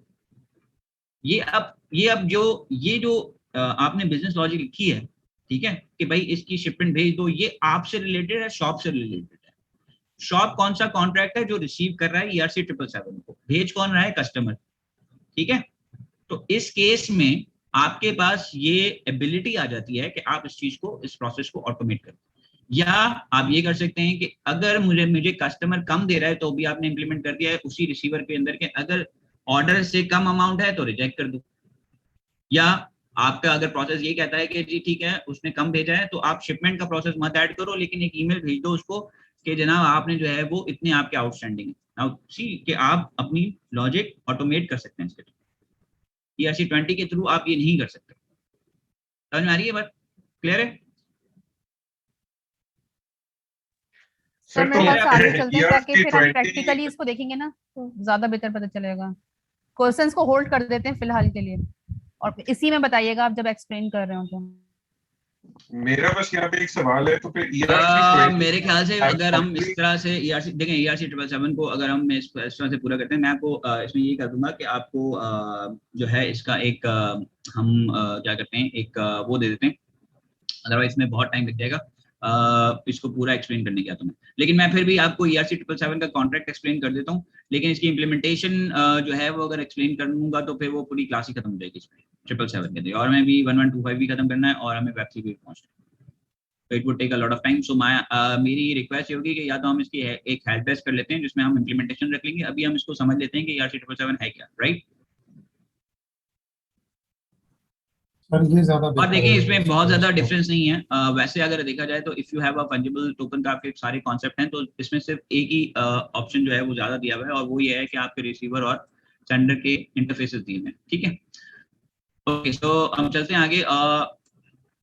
ये वो रजिस्ट्री है, ठीक है, और ये बेसिकली वो एड्रेस है जो आपका मेन नेट का एड्रेस है। ये किस मेन नेट का एड्रेस है, रजिस्ट्री का एड्रेस है, ठीक है। तो यहाँ पे बेसिकली उन्होंने रजिस्ट्री दी हुई है। अब ये रजिस्ट्री कहाँ पे काम आएगी, जब आप इसका बेसिकली कंस्ट्रक्टर ले रहे होंगे, तो जब कंस्ट्रक्टर लिख रहे होंगे तो उसने क्या किया हुआ है, इसकी सेट इंटरफेस इंप्लीमेंटर के अंदर एड्रेस दिस दिया हुआ है, की क्या दिया हुआ है ERC-777 टोकन का, और उसके बाद एड्रेस डॉट दिस दे दिया है, ठीक है। तो उसने ये बता दिया कि भाई ये ERC-777 टोकन है, उसका एड्रेस जो है वो ये है, ठीक है। ये इम्प्लीमेंटर जो है वो एक बेसिकली ERC-20 का कॉन्ट्रैक्ट है, उसके अंदर ये सेट इंटरफेस इम्प्लीमेंटर का जो है वो मेथड है जिसके थ्रू ये इसको रजिस्टर करता है। अच्छा, ये उसी तरह से है जिस तरह से ERC-165 था, लेकिन ERC-165 जो है उसमें सिर्फ और सिर्फ जो है हमारे पास एक हैश आता था, यहाँ पे जो है वो उस एड्रेस का रेफरेंस भी जा रहा है, ठीक है। तो ये डिफरेंस है इसमें। अच्छा, उसके बाद जो है वो उसी तरह से मैपिंग आ रही है बैलेंस की, हमारे पास टोटल सप्लाई आ रहा है, नेम सिंबल सब कुछ वही है, ठीक है। उसके अलावा ये इसका कीकैग का वो स्टैंडर्ड का इंटरफेस दे रहा है हैश, और उसके अलावा रेसिपिएंट का हैश है। ये दो हमारे पास बेसिकली क्या है, इंटरफेसेस हैं जो ERC-777 के उन कॉन्ट्रैक्ट्स को देना पड़ेगा जो सेंड कर रहे हो या रिसीव कर रहे हैं, ठीक है। Now this is again important कि आपका जो वो कॉन्ट्रैक्ट है उसको सेंड करने के लिए भी बेसिकली ये इंटरफेस इंप्लीमेंट करना पड़ेगा, ठीक है। तो ये दो इम्प्लीमेंटेशन, ये दो बेसिकली आपके हैशेस हैं जो कि आपको किसको डिनोट कर रहे हैं, आपके इंटरफेसेस को डिनोट कर रहे हैं जो इसको इम्प्लीमेंट करेगा, ठीक है। अच्छा, उसके बाद क्या है हमारे पास एड्रेस है, ये डिफॉल्ट ऑपरेटर्स जो है वो एक न्यू सॉर्ट ऑफ इन्होंने ऐड किया हुआ है स्ट्रक्चर, जिसमें बेसिकली क्या आ जाएंगे आपके जितने भी ऑपरेटर्स हैं, ऑपरेटर्स का मतलब जिसने आपको अलाउ किया हुआ है, अलाउंस वाले अलाउड है, ये वो है डिफॉल्ट ऑपरेटर्स है, ठीक है। सो उसके अलावा एक मैपिंग बनाई गई है जिसमें आप ये बता सकते हैं कि इस ऑपरेटर को ये ट्रू है या फॉल्स है, ये बिल्कुल उसी तरह से जिस तरह से एनएफटी में दिया हुआ था, ठीक है। सो आपके पास फिर एक मैपिंग आ रही है कि ये एनएफटी की तरह की ऑपरेटर की मैपिंग है कि इस एड्रेस को ओनर कौन है और उसके बाद उसका ऑपरेटर कौन है। जी सर, वो ऊपर जो आपने डिफॉल्ट, वो शायद अरे थी, डिफॉल्ट ऑपरेटर्स अरे। हाँ, तो अरे ये क्यों है? और वो यानी हम, आपने कहा ना ये यहाँ पे एड्रेसेस होंगे, लेकिन ऑपरेटर्स जो हैं वो मल्टीपल ही होते हैं ना आपके। नहीं सर, लेकिन इसमें ये नहीं होगा कि वो किसने ऑपरेटर बनाया हुआ है, यानी पहले हमारा ये होता था कॉन्ट्रैक्ट में जाएंगे, ये जब आप कॉन्ट्रैक्ट डिप्लॉय करेंगे उस वक्त आप बताएंगे कि ये हमारे डिफॉल्ट ऑपरेटर्स हैं, ये एमटीवी भेज सकते हैं, और ये आप कुछ डिफॉल्ट ऑपरेटर्स बता सकते हैं कि जी मेरे ये ERC20 के जो डिफॉल्ट ऑपरेटर्स हैं वो ये 2 कॉन्ट्रैक्ट्स हैं या 2 एड्रेस हैं या 3 एड्रेस। अच्छा, ये ओनर बता रहा है यहाँ पे, ये ओनर ही बता रहा है। हाँ, ठीक है सर, थैंक यू। ठीक है। अच्छा, उसके अलावा ये ऑपरेटर्स की मैनिपुलेशन के हैं। एक तो आपका बेसिकली डिफॉल्ट ऑपरेटर्स बता रहा है कि उस डिफॉल्ट ऑपरेटर को, डिफॉल्ट ऑपरेटर जो हैं, जो डिफॉल्ट ऑपरेटर्स हैं उनके अंदर ट्रू और फॉल्स है। उसके बाद ऑपरेटर्स है, नॉर्मल ऑपरेटर्स, ठीक है, ये जो ऐड हो रहे हैं बाद में जिनको अप्रूव किया जा रहा है वो है ये कि किस एड्रेस ने किन ऑपरेटर्स को एग्जीक्यूट किया है। ये डिफॉल्ट ऑपरेटर्स लाइक ओनर है जो कि सारे काम कर सकते हैं, ठीक है। जैसे एनएफटी के अंदर हमने दिया हुआ था ऑल ऑपरेटर्स का एक ऑप्शन दिया था, ऑल अप्रूव का, ठीक है, उसी तरह से ये। और उसके बाद रिवोक का भी इन्होंने ऐसे दिया हुआ है कि भाई रिवोक डिफॉल्ट ऑपरेटर किस एड्रेस ने किन डिफॉल्ट ऑपरेटर्स को रिवोक कर दिया। तो ऐसा हो सकता है कि भाई मैं अहमद कह रहे हैं कि भाई ये डिफॉल्ट ऑपरेटर जो है ना ये मेरे में काम नहीं करेगा, तो दैट मीन्स कि वो उनके टोकन को ट्रांसफर नहीं कर सकता, इसलिए उन्होंने अलहदा से एक रिवोक डिफॉल्ट ऑपरेटर किया हुआ। जबकि ये कह रहे हैं कि भाई लेट्स सपोज एग्जांपल में दे रहा हूँ उनको, मुदस्सिर, जब ये कॉन्ट्रैक्ट में डिप्लॉय कर रहा हूँ तो मैं कह रहा हूँ कि मुदस्सिर और जहाज़ेब जो है वो इन कॉन्ट्रैक्ट को इस कॉन्ट्रैक्ट के अंदर सेंड और ट्रांसफर कर सकते हैं। जबकि यहाँ पे हम ये कह रहे हैं कि अहमद जो है जिसके अपने टोकन है वो ये कह रहा है कि भाई मुदस्सिर जो है वो मेरे टोकन को ट्रांसफर नहीं कर सकते, तो वो अपना पॉज कर देंगे। तो इसलिए ये एक मैपिंग दी गई, ठीक है। और ये जो है वो ये अगेन वो बैक एंड कंपैटिबिलिटी को रखते हुए उन्होंने एक अलाउंसेस का भी यहाँ पे दे दिया है। अच्छा, इसके बाद कंस्ट्रक्टर जो है वही नेम सिंबल आएगा और फिर डिफॉल्ट ऑपरेटर्स। यहाँ 3 चीजें जा रही हैं। एक डिफॉल्ट ऑपरेटर जो है वो एक्स्ट्रा है, बाकी सब नेम सिंबल सेम है, ठीक है। डिफॉल्ट ऑपरेटर्स में क्या हो रहा है कि वो उसकी लाइन देख रहा है और उसके बाद एक तो डिफॉल्ट ऑपरेटर्स में डाल रहा है इसमें, और उसके बाद वो इसको भी अपडेट कर रहा है। डिफॉल्ट ऑपरेटर्स की जो एक बूलियन है इसको भी अपडेट कर रहा है, ठीक है, और एक इसमें भी डाल रहा है। सर छोटा सा सवाल। अच्छा, उसके बाद ये इंटरफेस में रजिस्ट्री कर रहा है। अच्छा, रजिस्ट्री इंटरफेस में अंदर वो ये 2 काम कर रहा है। एक इसी टोकन को, ठीक है, टोकन यही है एड्रेस दिस, उसको 777 में भी रजिस्टर कर रहा है और 20 टोकन में भी रजिस्टर कर रहा है, ठीक है, क्योंकि ERC20 टोकन जो है वो रजिस्ट्री में ऐड होता नहीं है, लिहाजा उसने दोनों ERC777 और 20 को दोनों को यहाँ पर ओपन जैपलिन ने रजिस्टर करवा दिया। नेम सिंबल ये सारे वही हैं, डेसिमल्स 18 वही हैं। अच्छा, यहाँ पे एक ग्रैनुलरिटी जो है वो एक आपको एक्स्ट्रा दी हुई है जिसकी बाय डिफॉल्ट क्या है 1 है। अब आप इसको बढ़ा देंगे तो ये बेसिकली जो है वो 2 में या मल्टीपल ऑफ 2 मल्टीपल ऑफ 3 इस तरह से वो ट्रांसफर होगा, ठीक है। ये ग्रैनुलरिटी जो है वो उन्होंने यहाँ पे नया एक इंट्रोड्यूस किया हुआ। टोटल सप्लाई वही है, balance of is the same, ठीक है। अच्छा, अब ये फंक्शन सेंड आ जाता है यहाँ पे। सेंड के अंदर ऑब्वियसली रिसिपिएंट आएगा, अमाउंट आएगा, और फिर एक क्या चीज आ रही है जो एक्स्ट्रा है यहाँ पे, डेटा। आप डेटा भेज सकते हैं सेंड में भी, ठीक है। सो ये डेटा क्या है, बेसिकली बाइट्स हैं जो आप बेसिकली भेज सकते हैं और फिर इसको अपने जो फंक्शन में अनपैक करके इसको यूज कर सकते हैं इस डेटा को। सो ये बेसिकली एक मेथड कॉल कर रहा है सेंड का। सेंड के अंदर ऑब्वियसली द मैसेज सेंडर जो फ्रॉम है, टू रेसिपिएंट है, अमाउंट है और डेटा जा रहा है। उसके अलावा ये 2 जो हैं वो मैं आगे बताऊंगा कि क्या है जब हम सेंड को डिस्कस करेंगे, ठीक है। अच्छा, सेंड के बाद इन्होंने ट्रांसफर दिया हुआ है। Transfer is again back and compatible के हिसाब से चल रहा है ये, और अगेन यहाँ पे क्या कर रहा है वो फ्रॉम ले रहा है और ये हुक कॉल है, ठीक है, कॉल टोकन्स टू सेंड। इसी तरह कॉल टोकन्स रिसीव्ड, ये बेसिकली 2 कॉल हुक कॉल हो रहे हैं और उसके बाद एक मूव का मेथड इंटरनल यूज हो रहा है। अब ये मूव का मेथड एक्चुअली क्या कर रहा है ये हम आगे देखेंगे कि वो बेसिकली क्या कर रहा है, वही काम कर रहा होगा जो ट्रांसफर का काम कर रहे हैं, ठीक है। देन बन का मेथड है, इस ऑपरेटर फॉर ये चेक कर रहा है कि भाई ये एड्रेस का ये ऑपरेटर है या नहीं, ये टोकन होल्डर है या नहीं। अच्छा, ऑथराइज ऑपरेटर बेसिकली क्या कर रहा है कि आप ऑपरेटर देते हैं और इसको ये वो ट्रू कर देगा कि भाई ये ऑथराइज हो चुका है, ठीक है। तो मैसेज डॉट सेंडर यानी कि जो ओनर जो है या जो सेंडर है उसके अगेंस्ट में ऑपरेटर को अलाउ कर देगा। उसी तरह से रिवोक है, रिवोक खत्म कर देगा आपके ऑपरेटर का जो है वो राइट्स को फॉल्स कर देगा वो। डिफॉल्ट ऑपरेटर्स रिटर्न करेंगे कि भाई यहाँ पे कितने डिफॉल्ट ऑपरेटर्स हैं हमारे। अच्छा, उसके बाद है ऑपरेटर सेंड। सेंड का मतलब ये है कि यहाँ पे वो ये ट्रांसफर फ्रॉम यूज हो रहा है, ठीक है। ऑपरेटर सेंड का मतलब है ट्रांसफर फ्रॉम, तो वो ऑपरेटर चेक कर रहा है। अगेन यहाँ पे जो है वो उसने ऑपरेटर डेटा और मेमोरी डेटा दोनों दे रहे हैं। ये एक एक्स्ट्रा है, यानी कि आप क्या कर रहे हैं यहाँ पे अगर देखिए तो डेटा दे रहा है, ऑपरेटर डेटा दे रहा है और उसके बाद एक ट्रू या फॉल्स भेज रहा है। ये ट्रू या फॉल्स क्या है ये हम आगे देखेंगे। सेंड में ट्रू और फॉल्स का क्या है, ये ट्रू और फॉल्स जो है वो सेंडर से बताता है कि वहां से कुछ रिसीव होगा या नहीं होगा, सेंडर से कुछ रिसीव होगा या नहीं होगा, ये इसका पैरामीटर है। बट एनीवे इसको हम बाद में थोड़ा आगे चल के देख लेंगे, ये समझ में आ जाएगा।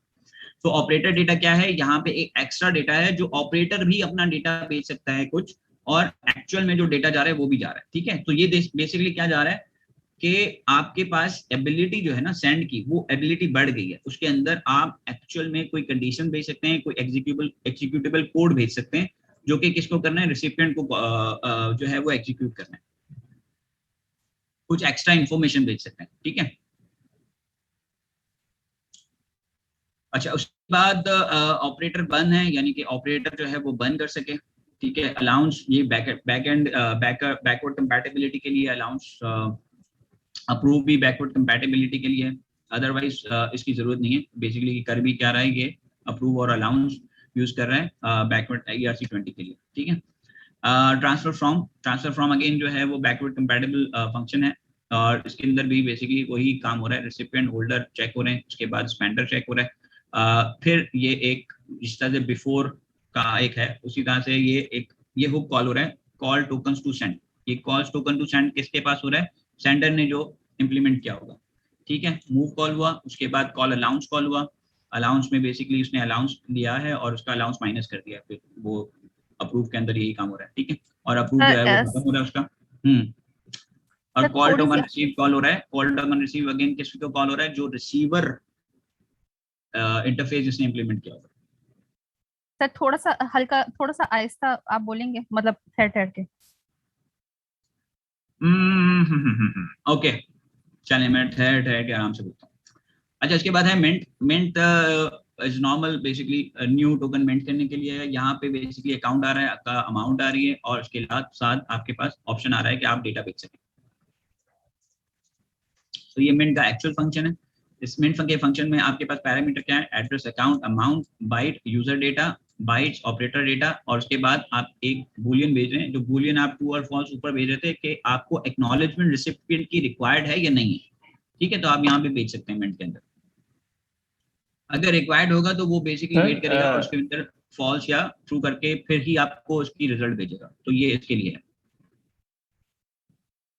सर। ये जो मिंट है, ये मिंट तो इसमें ऑपरेटर डेटा और यूजर डेटा दोनों, ये कि ऑपरेटर के थ्रू कॉल हो रहा है या यानी इसमें क्यों ऑपरेटर डेटा की जरूरत है? मिंट ऑपरेटर भी कॉल कर सकता है, ठीक है। ऐसा नहीं है क्योंकि डिफॉल्ट ऑपरेटर दोनों कॉल कर सकता है।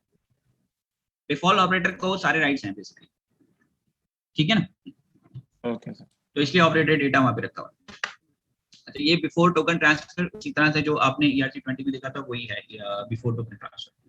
और उसके बाद वो टोटल सप्लाई में प्लस कर रहा है, बैलेंस के अंदर प्लस कर रहा है, फिर कॉल टोकन रिसीव कॉल कर रहा है आपका। तो ये जो कॉल टोकन रिसीव है ना वो हर जगह कॉल हो रहा है, ठीक है। आप देखें कि जब भी कोई टोकन ट्रांसफर की बात हो रही है टोकन रिसीव कॉल हो जाता है। उसके अलावा यहाँ पे जो एक्स्ट्रा वो दिए हुए हैं, ये मिंटेड का जो है वो इवेंट जो है वो नहीं दिया हुआ था ERC20 में। यहाँ पे उन्होंने एक्स्ट्रा जो है मिंटेड का भी एक इवेंट रखा है। और ट्रांसफर जो है वो बैक एंड कंपैटिबल है। अगेन वो ट्रांसफर का जो इवेंट था ERC20 का वो भी उन्होंने इमिट करवाया, ठीक है। अच्छा, अब यहाँ पे मसला एक और इसका मसला क्या है ERC777 का कि ये बहुत ज्यादा यूज नहीं हो रहा।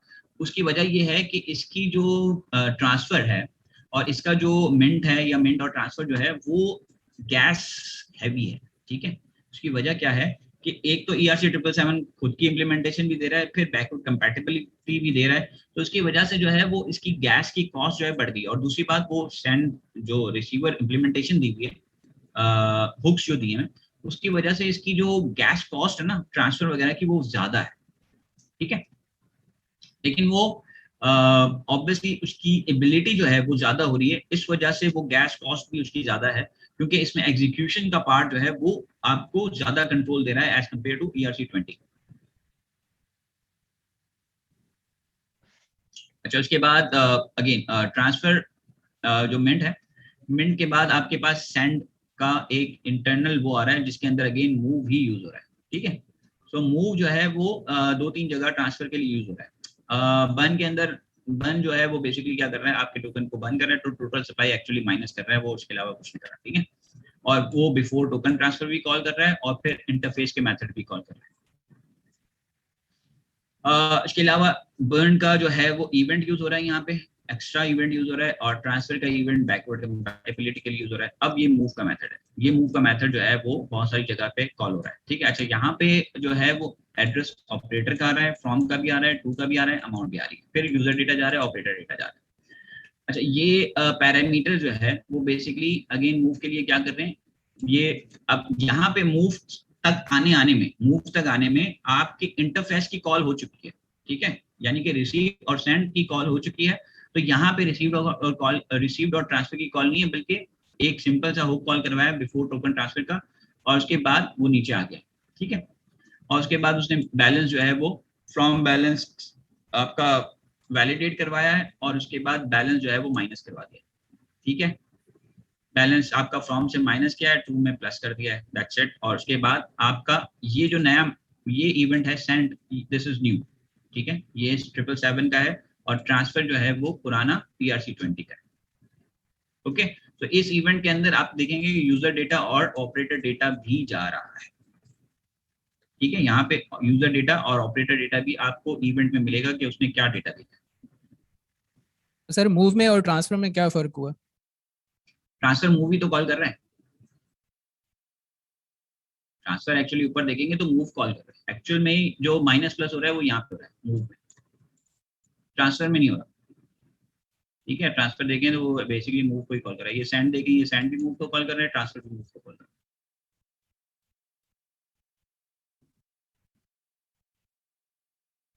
ये ट्रांसफर फ्रॉम भी मूव को कॉल कर रहा है। ठीक है, सर तो एक्चुअली 777 प्लस काफी माइनस जो है वो कॉम्प्लेक्स मूव लग में रहा हो है। रहा है। सॉरी, 777 सर काफी कॉम्प्लेक्स लग रहा है। हाँ ये कॉम्प्लेक्स है, कॉम्प्लेक्स है क्योंकि इसने ERC20 की जो की एबिलिटी है उसको इनहांस कर दिया है, तो ऑब्वियसली ये मुश्किल है, और इसी वजह से इसकी कॉम्प्लेक्सिटी की वजह से ही ये ज्यादा यूज नहीं हो रहा। आपको बहुत कम मिलेंगे जो ERC777 के ऊपर जो है वो इम्प्लीमेंटेशन दे रहे हैं। ठीक है, अप्रूवल अगेन सेम है, इसमें कोई फर्क नहीं है, आपका अप्रूव जो है वो अमाउंट बता रहा है, और ये बैकवर्ड कंपैटिबिलिटी के लिए है अगेन। अब ये देखें, कॉल टोकन टू सेंड है, ये क्या कर रहा है, आपकी जो हुक कॉल हो रहा है उसको बेसिकली वो यहाँ पे सेंड कर रहा है। अब यहाँ पे वो क्या कर रहा है, इम्प्लीमेंटर 1820 में गया और उसने कहा कि किस किस ने ये इंटरफेस एडअप किया हुआ है। ठीक है, उसने फ्रॉम दिया, और उसके बाद उसने कहा कि इस पर्टिकुलर कॉन्ट्रैक्ट के लिए किस किस ने सब्सक्राइब किया हुआ है रजिस्ट्री के अंदर। ठीक है, तो ये रजिस्ट्री इसको रिटर्न कर देगी इम्प्लीमेंटर। अब यहाँ पे इसको इम्प्लीमेंटर मिलेगा कि भाई इस पर्टिकुलर कॉन्ट्रैक्ट ने इसको इम्प्लीमेंट किया हुआ है, तो उस कॉन्ट्रैक्ट को वो कॉल कर रहा है, उसके साथ इसने इंटरफेस लगाया, और उसके अंदर एक मेथड है टोकन टू सेंड, वो कॉल कर लिया। ठीक है, अब टोकन टू सेंड की इंप्लीमेंटेशन कहाँ दी हुई होगी, जिसने इसको इंप्लीमेंट किया हुआ है, किसको, ERC777 सेंडर को। ठीक है, तो वो इस फंक्शन को एग्जीक्यूट कर देगा यहाँ से। तो ये आपने देखा ये फंक्शन कितना सिंपल है, और ये सिंपली क्या कर रहा है, टोकन टू सेंड, यानी कि जो इंप्लीमेंटर कॉन्ट्रैक्ट है उसके फंक्शन को एग्जीक्यूट कर रहा है। ठीक है, ये इसी तरह से हो गया जिस तरह से हमने डॉट कॉल यूज किया था, कि हम किसी दूसरे कॉन्ट्रैक्ट का डॉट कॉल हम करते थे, तो हम क्या करते थे, वो एक हमारी लो लेवल कॉल होती थी। ठीक है, ये एक हाई लेवल कॉल है। हाई लेवल कॉल किस तरह से है कि हमने एक इंटरफेस को उठाया, उसके अंदर हमें पता है कि टोकन टू सेंड का मेथड है, और हमें ये पता है कि अगर उसने ERC777 सेंडर को इंप्लीमेंट किया हुआ है तो उसने इसकी इंप्लीमेंटेशन जरूर दी होगी। हमने उसको कॉल कर लिया, ठीक है। इसी तरह से कॉल टोकन्स टू रिसीव है, कॉल टोकन टू रिसीव के अंदर भी वो क्या कर रहा है, हैश को तलाश कर रहा है कि इस एड्रेस के अगेंस्ट में कौन सा हैश है, वो इम्प्लीमेंटर वो लेके आएगा, उस इम्प्लीमेंटर को मतलब है इसका ऑब्जेक्ट लेके आएगा वो यहाँ पे और इसको एग्जीक्यूट कर देगा। सर ये ठीक है? कोई रजिस्ट्री क्या मैपिंग टाइप की चीज है या डेटाबेस, किस किस्म का डेटाबेस है? रजिस्टर एक कॉन्ट्रैक्ट है। कॉन्ट्रैक्ट में 1820 तो सर हमारे पास रेसिपिएंट्स या सेंडर्स पहले से तो नहीं वो होंगे जो भी नहीं, वो नया तो इसके अंदर देखिए, वो इसके अंदर एबिलिटी है ना, वो 1820 में जाएंगे तो वहाँ गेट इम्प्लीमेंटर में आप बेसिकली कॉन्ट्रैक्ट सेव कर सकते हैं विद इन मैपिंग, ठीक है। अगर आप सर्च करेंगे इसको 1820 को ईथर स्कैन में आप रॉबस्टर में सर्च करें तो आपको मिल जाएगा 1820 की कॉन्ट्रैक्ट, ठीक है। और उसकी वहां पे अगर आप वो वेरीफाइड कॉन्ट्रैक्ट होगा उसका आप कॉन्ट्रैक्ट भी देख लेंगे उसने क्या लिखा हुआ है ईथर स्कैन के ऊपर। तो बेसिकली ये क्या है, एक सिंपल रजिस्ट्री है यहाँ पे। तो रजिस्ट्री का एक कॉन्ट्रैक्ट डिप्लॉय हुआ है और ये एक ही कॉन्ट्रैक्ट होगा पूरे चेन में। रॉबस्टर में भी एक ही होगा, रिंकीबाई में भी एक ही होगा, कॉवन में भी एक होगा, मेन नेट पे भी एक होगा। समझ में आ रही है बात? सो बेसिकली बहुत ही सिंपल मैकेनिज्म है, कोई बहुत ही कॉम्प्लेक्स चीज नहीं है, ये बहुत ही सिंपल मैकेनिज्म है। क्या रहा है कि वो रजिस्ट्री में बेसिकली आप क्या कर रहे हैं कि स्मार्ट कॉन्ट्रैक्ट का रेफरेंस कहाँ रख रहे हैं, एक कॉन्ट्रैक्ट में रख दिया आपने जो कि मेन नेट पे या ब्लॉकचेन में एक ही कॉन्ट्रैक्ट है, उसके अंदर जाके आप सेव करवा रहे हैं उसी तरह से जिस तरह से आप अकाउंट वगैरह सेव कराते हैं, ठीक है। जैसे अकाउंट का बैलेंस आप सेव करवाते हैं तो क्या करते हैं, एड्रेस सेव करवाते हैं उसका, उसी तरह से ये भी एक क्या कर रहा है, एड्रेस सेव करवा रहे हैं उसका। ये 2 में क्या जा रहा होगा, एड्रेस जा रहा होगा और उसके बाद आप एक इंटरफेस का हैश देख रहे हैं, तो बेसिकली वो बैलेंस की तरह ही उसने सेव किया हुआ है 2 और उसके आगे एक हैश का बैलेंस एक हैश बताया हुआ है कि ये हैश एक्चुअली उसकी पहचान है कि वो क्या है, 2 क्या है, फ्रॉम क्या है। सॉरी मेरे यहाँ पे लाइट का प्रॉब्लम हो गया है कुछ, लाइट चल गई। anyway, सर लेकिन इसमें थोड़ी सी कंफ्यूजन ये है कि हमने सेंडर और रिसीवर के लिए ये चेक किया है कि उन्होंने वो इम्प्लीमेंट किया हुआ है इंटरफेस या नहीं किया हुआ। तो लेकिन सर हम यहाँ पे कोई बूलियन डिसीजन नहीं ले रहे, वो रिवर्ट क्या इसके अंदर रिवर्ट लिखा होगा या नहीं, वो एक्नॉलेजमेंट ले रहा है ना यहाँ पे। देखिए वो क्या कह रहा है, अगर एक्नॉलेजमेंट है तो वो इसको एग्जीक्यूट करेगा, ठीक है, टू इज कॉन्ट्रैक्ट। अगर एक्नॉलेजमेंट है तो वो क्या करे, else if required recipient acknowledgement, required to ये कह रहे हैं कि भाई कॉन्ट्रैक्ट होना चाहिए, ठीक है।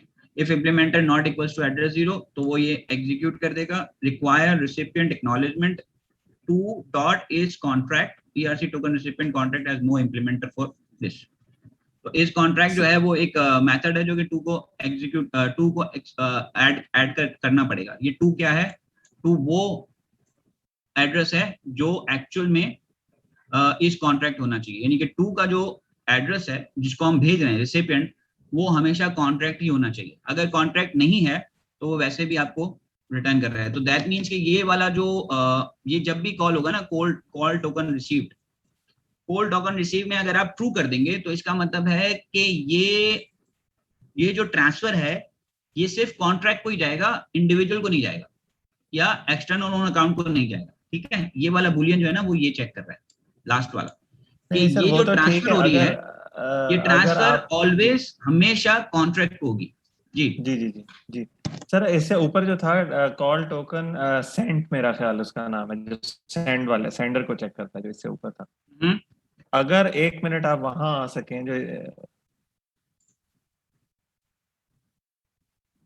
जी सर, हाँ अब जी, इसमें देखें, इसमें यहाँ पे वो बूलियन नहीं है, तो यानी मैं अगर सिर्फ इसको समझना चाहूँ कि ये कैसे ये इम्प्लीमेंट, ये 2 लाइंस जो इसकी हैं 484 और 485 486, इसको थोड़ा सा अगर आप बता सकें किस तरह ये इसको कर रहा है।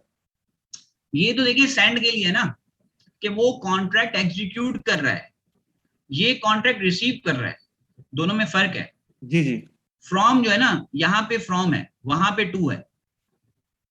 फ्रॉम का जो मतलब भेज रहा है है एग्जैक्टली, मैंने, जो यहाँ पे भेज रहा है। लेट्स सपोज कि मैंने एक स्कूल का कॉन्ट्रैक्ट बनाया, ठीक है, उसमें मैं फीस ले रहा हूँ, तो फीस में ERC 777 में ले रहा हूँ, ठीक है ठीक है। अब जब मैं ले रहा हूं तो मुझे कौन दे रहा है, स्टूडेंट दे रहा है, तो रिसीव यूज होगा। अब मैं उस स्कूल के कॉन्ट्रैक्ट से मुझे अब टीचर्स को पे करना है, राइट। जब मैं पे करने हैं तो मैं क्या कर रहा हूँ, सेंड कर रहा हूँ। सेंड किसको कर रहा हूँ, ईओए को कर रहा हूँ, टीचर के, ईओए जो है वो टीचर है और टीचर को मैं कर रहा हूँ एक्सटर्नल लोन अकाउंट।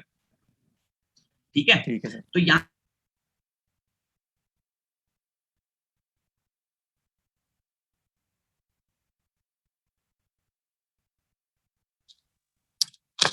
अहमद भाई, ये सेंड को रिसीव और रिसीव को अगर सेंड करें ना तो शायद समझने में हमें आसानी हो, क्योंकि ये प्रॉब्लम यही आ रहा है, मुझे भी यही कंफ्यूजन थी जो आपने सवाल किया।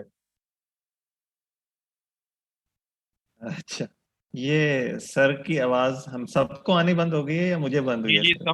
जी अभी सबको अभी वो लाइट अभी वो लाइट का मेरा इशू ख्याल कह रहे थे, शायद लाइट ऑफ हो गई। डिस्कनेक्ट।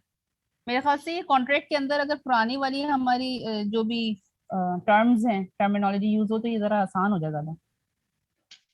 असल में मेरा ख्याल है उन्होंने 777 के लिए नई टर्मिनोलॉजी ही दी, क्योंकि बैकवर्ड कंपैटिबल रखना था, सॉरी जैसे सर बता यार, मेरी जो है वो यहाँ पे थोड़ा सा हमारा जो बैकअप जनरेशन है इलेक्ट्रिसिटी का वो भी एग्जॉस्ट हो चुका है, तो आई एम नॉट श्योर कि कब तक चलेगा। लेट्स होप के जब तक चलता है तब तक चलते हैं। ठीक है, सो मैं इसको कंक्लूड करूँ जल्दी जल्दी। सो दिस थिंग इज के, अच्छा आपका अहमद सवाल ये है कि भाई ये क्या हो रहा है, तो ये हो रहा है मेरे भाई कि सर आप स्क्रीन प्लीज शेयर करनी पड़ेगी। आप ये चेक कर रहे हैं कि जो सेंड कर रहा है कॉल, ठीक है, कॉल टोकन सेंड कर रहा है, उसके पास ये इंटरफेस इंप्लीमेंटर है कि नहीं। यहाँ पे ये सवाल नहीं है कि वो जो है वो ऑब्वियसली, ये अगर इंटरफेस इंप्लीमेंट है तो वो कौन होगा, कॉन्ट्रैक्ट ही होगा। ठीक है, और कॉन्ट्रैक्ट ही ये काम कर रहा होगा। तो आप टोकन टू सेंड किस पे करवाएंगे, ईओए पे तो करवाएंगे नहीं, कॉन्ट्रैक्ट पे ही करवाएंगे, राइट। सर तो शेयर यहाँ पे स्क्रीन क्या कर कर रहा दें है, token please. To send call हो रहा है, ऑपरेटर को फ्रॉम टू अमाउंट, ये सारे पैरामीटर जा रहे हैं, और टोकन टू सेंड की इंप्लीमेंटेशन कहाँ दी होगी, आपने अपने स्कूल के कॉन्ट्रैक्ट में दी होगी। ठीक है, जो कि आपका बेसिकली क्या कर रहा है, ईआरसी 777 को ट्रांसफर कर रहा है किसको, किसी भी एक्सटर्नल लोन अकाउंट को या टीचर के अकाउंट को। अब टीचर के अकाउंट में कॉल टू सेंड तो ये हो गया, ठीक है, उसने सेंड कर दिया। अब रिसीवर क्या होगा, रिसीवर में वो ये फॉल्स कर देगा, क्योंकि ये रिसीवर जो है वो एक्चुअल में किसी उसको नहीं जाएगा, ये सिर्फ बेसिकली एक कॉल टू ट्रांसफर चलेगा और बाकी वो उसको ट्रांसफर हो जाएगा किसको, एक्सटर्नल लोन अकाउंट को। सर स्क्रीन शेयर तो करना, दो आपकी स्क्रीन ट्रांजैक्शन होगी एक वक्त, आप रिसीवर होंगे तो इसको यूज कर रहे होंगे। स्क्रीन शेयर हो रही है मेरी? नहीं सर। ओके सॉरी, नाउ जी सर अब आ गया। हाँ, तो अब बेसिकली होगा क्या कि देखिए, अगर आप सेंड कर रहे हैं तो ये मेथड यूज होगा स्कूल के कॉन्ट्रैक्ट से। ठीक है, कॉल कॉन्ट्रैक्ट अगर यूज कर रहा है तो ये मेथड यूज होगा। अगर आप सेंड कर रहे हैं उसको, ठीक है, यानी कि एग्जीक्यूशन होगी आपके स्कूल के कॉन्ट्रैक्ट में। स्कूल का कॉन्ट्रैक्ट ने जो है वो दोनों को इंप्लीमेंट किया होगा, कॉल टोकन टू सेंड को भी और कॉल टोकन रिसीव को भी। बिल्कुल समझे आप, दोनों को ही जी किया सर। होगा। जब रिसीव कर रहा होगा तो ये वाला इसकी इंप्लीमेंटेशन चलेगी, जब सेंड कर रहा होगा तो इसकी इंप्लीमेंटेशन चलेगी, सिंपल। नहीं सर वो तो मैं समझ और ये गया था, मैं किसके सिर्फ ये कह रहा हूँ कि वो आप अगर डिसाइड कैसे कर रहा है। एग्जीक्यूशन एक्स्ट्रा करना चाहते हैं, आप कुछ एग्जीक्यूशन जो है वो एक्स्ट्रा करना चाहते हैं, उस वक्त होगा। या लेट्स सपोज कि आप ये चाहते हैं कि जब मैं सेंड कर रहा हूँ, ठीक है, और जब सेंड होने के लिए जा रहे हो तो आप ये कह रहे हैं कि भाई टीचर का जो है वो मेरे पास टीचर का जो है वो पे स्लिप बन जाए। ठीक है, टीचर की एक पे स्लिप जनरेट हो जाए, उसको ईमेल हो जाए कि भाई मैंने आपको सेंड कर दिया। तो आपको इसके लिए कुछ करने की जरूरत नहीं है, आपको सिर्फ ट्रांसफर करना है। वो ट्रांसफर का मेथड जो है ईआरसी 777 खुद इसको कॉल करेगा, ठीक है, आपके टोकन टू सेंड को। और उसके बाद टोकन टू सेंड में आपने ये लिखा हुआ है कि जनाब ये जो मैं सेंड कर रहा हूँ उसकी एक पे स्लिप बने और ईमेल हो जाए। तो ये आप कहाँ लिखेंगे, टोकन टू सेंड में। ठीक है, अब अगर आप टोकन टू रिसीव में आपने स्कूल के मेथड में क्या लिखा हुआ है कि जनाब अगर मेरे पास फी किसी यूजर की आती है, किसी स्टूडेंट की फीस आती है, तो क्या हो कि उसका फी बिल बने और फी बिल के अंदर एक्नॉलेजमेंट की ईमेल चली जाए। ठीक है, या अगर वो रजिस्ट्रेशन करवा रहा है तो रजिस्टर हो जाए और उसको वो क्लास असाइन हो जाए। You get my point. तो ये आप कर सकते हैं किसमें, यहाँ पे ईआरसी 777 की इंप्लीमेंटेशन में ये काम कर सकते हैं। तो आपको कुछ करने की जरूरत नहीं है, जैसे ही ट्रांसफर चलेगा ये दोनों मेथड ऑटोमेटिकली कॉल हो जाएंगे। जब आप रिसीव कर रहे होंगे तो रिसीव का मेथड कॉल देगा, ट्रांसफर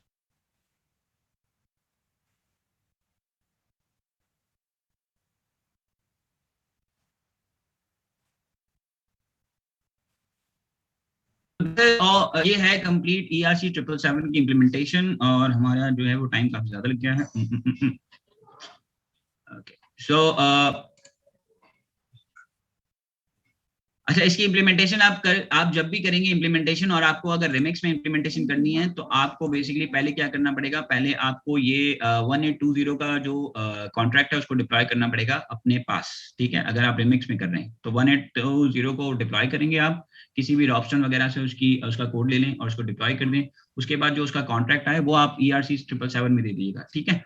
मैं इसका जो है वो कोड पब्लिश कर दूंगा वहाँ पे गेस्ट पे, और मैं जो है वो एक सैंपल टोकन जो है वो आपको पब्लिश करके वहाँ बता दूंगा।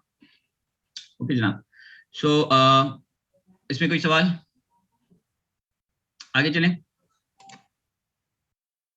जी सर, अभी ठीक है सर। ओके, सो अब ये एक और हमारे पास कॉन्ट्रैक्ट है, और ये है ERC 11555। दिस कॉन्ट्रैक्ट इज, ये जो टोकन है ये थोड़ा नॉवल है। नॉवल इसलिए है कि इसमें जो है वो आप एक ही टोकन के अंदर ERC 20 भी जनरेट कर सकते हैं और ERC 721 भी जनरेट कर सकते हैं, ठीक है। सो ERC 115 is a novel token standard that aims to take the best from POS standard to create a fungibility agnostic and gas efficient token contract. Obviously ये gas efficient है क्योंकि आप अगर इस तरह की कोई इस तरह का कोई सिस्टम बना रहे हैं जिसमें मल्टीपल टोकन्स हैं, ठीक है, और वो मल्टीपल टोकन्स जो है वो आपको इशू करने हैं, तो उसमें जो है वो आप को अलग अलग कॉन्ट्रैक्ट बनाने पड़ेंगे, अलग अलग टोकन के कॉन्ट्रैक्ट को आपको रन करना होगा, उसकी ट्रांजैक्शन चलानी होगी, which is a cost agnostic. Obviously उसकी सबकी जो आपको फीस जो है वो पे करनी पड़ेगी, राइट। सो ये एक ERC 1155 जो है वो टोकन बनाया गया, और ये बेसिकली एक गेमिंग कंपनी है उसकी तरफ से ये बनाया गया है, और ये पूरा प्रपोजल भी उन्होंने इम्प्लीमेंट भी उन्होंने किया था सबसे पहले, और प्रपोजल भी इन्होंने ही शूट अप किया था, ताकि वो चूंकि गेम के अंदर जो है वो आपकी जो ये जो वेपन्स हैं या इस तरह की चीजें हैं वहां पे ये इनका बहुत यूजेज है, ठीक है, गेम के अंदर, कि आप जो है वो मल्टीपल टोकन्स जो है वो एज अ वेपन्स या इस तरह की जो चीजें हैं जो गेम्स में यूज होती हैं उसके लिए बहुत ज्यादा ये यूज हो रहा था, और इसके अंदर उनको बहुत ज्यादा प्रॉब्लम हो रहा था कि उनको ERC 20 और NFTs जो है वो अलग अलग डिप्लॉय करने पड़े थे। तो लिहाजा उन्होंने फिर ये एक प्रपोज किया कि हम एक ऐसा जो है वो टोकन प्रपोज कर रहे हैं जिसके अंदर ये दोनों काम हो, और दोनों काम जो है वो गैस एफिशिएंट भी हो और फंजिबिलिटी एग्नोस्टिक भी हो, ठीक है। सो 115 ऑब्वियसली सारा आइडिया जो ले रहा है वो 2721 और 777 से ले रहा है, और तकरीबन वो सारी चीजें ही उन्होंने सारे एक कॉन्ट्रैक्ट में दे दी हैं, ठीक है। अब ये किया किस तरह से है वो थोड़ा सा हम देख लेते हैं, क्योंकि कुछ चीजें जो हैं जैसे बैच ऑपरेशन वगैरह हैं, मल्टी टोकन स्टैंडर्ड्स हैं, वो उन्होंने इंट्रोड्यूस किए हैं इसके अंदर, और चूंकि हमने पहले भी पढ़ा है 721 और ERC 20 भी पढ़ा है, और उन दोनों के हमने ये देखें कि डेटा जो है उसका डेटा स्ट्रक्चर कैसे चल रहा है। अच्छा, आई वुड मुझे पता नहीं है यार कब तक ये जो है वो क्लास चल सकेगी, so I am not sure about that, unless कि हमारी जो है वो पावर वापस आ जाए। सो माइट बी पॉसिबल है कि मैं ये क्लास लेते लेते ही जो है वो हमारा नेट वगैरह जो है वो रिकॉर्डिंग आप जरूर सेव कर लें, क्योंकि अगर ये सडनली हो गया तो we might recording obviously cloud पे है तो वो तो सेव ही रहेगी, इट्स नॉट समथिंग वो हमारे सिस्टम पे नहीं हो रही है, right. Okay, so this is a multi-token standard. The distinctive feature of ERC 155 that it uses a single smart contract to represent multiple tokens. जैसे मैंने कहा कि भाई multiple tokens हैं, balance of वगैरह जो है वो दोनों आपको रिटर्न करेगा, ERC 20 का भी और ERC NFT का भी, ठीक है, और लेकिन दोनों के बिहेवियर जो है वो अपना अपना अलग होगा। The approach obviously lead to a massive gas saving for projects that requires multiple tokens, ठीक है। So games में जो है वो अमूमन बहुत ज्यादा इसका यूजेज होता है, अगेन मैं आपको बताऊं। अच्छा, दूसरी बात यह है कि इसमें बैच ऑपरेशन की एबिलिटी दी हुई है, दैट मींस कि आप क्या कर सकते हैं कि जो है वो मल्टीपल टोकन्स एक साथ ट्रांसफर कर सकते हैं। So batch operation is possible in this token. अच्छा, इसमें जो है वो आपने देखा होगा कि NFTs वगैरह में अब हमारे पास आ रहे हैं मल्टी ओन्ड NFTs वगैरह जो हैं, जिसमें बेसिकली एक NFT के मल्टीपल ओनर्स होते हैं, तो वो ERC 115 के थ्रू ही उन्होंने मैनेज किए हैं, ठीक है, कि किस तरह से वो काम कर रहे हैं। अच्छा, मिंट बैच भी है, मिंट आपका मिंट बैच के थ्रू आप एक साथ जो है वो मल्टीपल टोकन्स जो है वो बैच की सूरत में मिंट करवा सकते हैं। उसके अलावा ट्रांसफर भी आप बैच की सूरत में कर सकते हैं। ठीक है जी। सर हम जब मिंट करते हैं तो हम ऑलरेडी जो है वो एक बड़ी अमाउंट ले, व्हाटएवर, मतलब हमें जो रिक्वायर्ड होती है, तो ये बैच और उसमें क्या डिफरेंस हुआ फिर जो हम पहले कर चुके हैं मिंट नहीं में? देखें, पहले में क्या है कि मिंट में आप एक ही टोकन के बैलेंस जो है ना वो बैलेंस आप इंक्रीज कर रहे हैं ना उसका। तो यहाँ पे तो टोकन ही अलग अलग है यार। अगर आप मिंट करेंगे तो ERC 721 अलग मिंट होगा, ERC 20 अलग मिंट होगा। अब वो मल्टीपल टोकन है, ठीक है। तो आप अब यहाँ पे देखें, आप समझ जाएंगे इनको कि अब यहाँ पे क्या हो रहा है कि गोल्ड, सिल्वर, थोर हैमर, स्वॉर्ड और शील्ड, ये 1 2 3 4 1 2 3 4 5 टोकन आपके जो हैं वो रिसीव हो रहे हैं। एक minute, I think I have to make this as sir ये आजकल वो गेम बच्चों का चल रहा है माइनक्राफ्ट, उससे मुझे कुछ याद आ रहा है, ये सारी वो टाइम के साथ साथ चीजें फिर मिलती जाती हैं इन लोगों को। जी एग्जैक्टली। एक मिनट,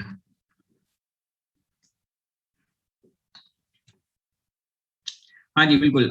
माइनक्राफ्ट अगर आप देख रहे हैं तो उसमें भी इसी तरह की इसमें बेसिकली आप बहुत सारी गेम्स में देखें तो उसका तकरीबन आपको यही यूजेज मिलेगा, क्योंकि उसमें जो है वो आपको बहुत सारी चीजें मिलती हैं। ठीक है, आपको जो है वो जैसे कॉइन्स मिल रहे होते हैं, फिर आपको वेपन्स मिल रहे होते हैं। तो इस तरह से वो बेसिकली ईच वेपन्स एंड और ईच जो आपको कॉइन्स वगैरह मिलते हैं वो बेसिकली सेपरेट टोकन्स होते हैं। तो यहाँ पे भी क्या है कि अगर आप ये एग्जाम्पल में देखें तो आपके पास एक गोल्ड आ रहा है, सिल्वर आ रहा है ना। Gold is itself is a token, silver obviously वो भी एक टोकन होगा।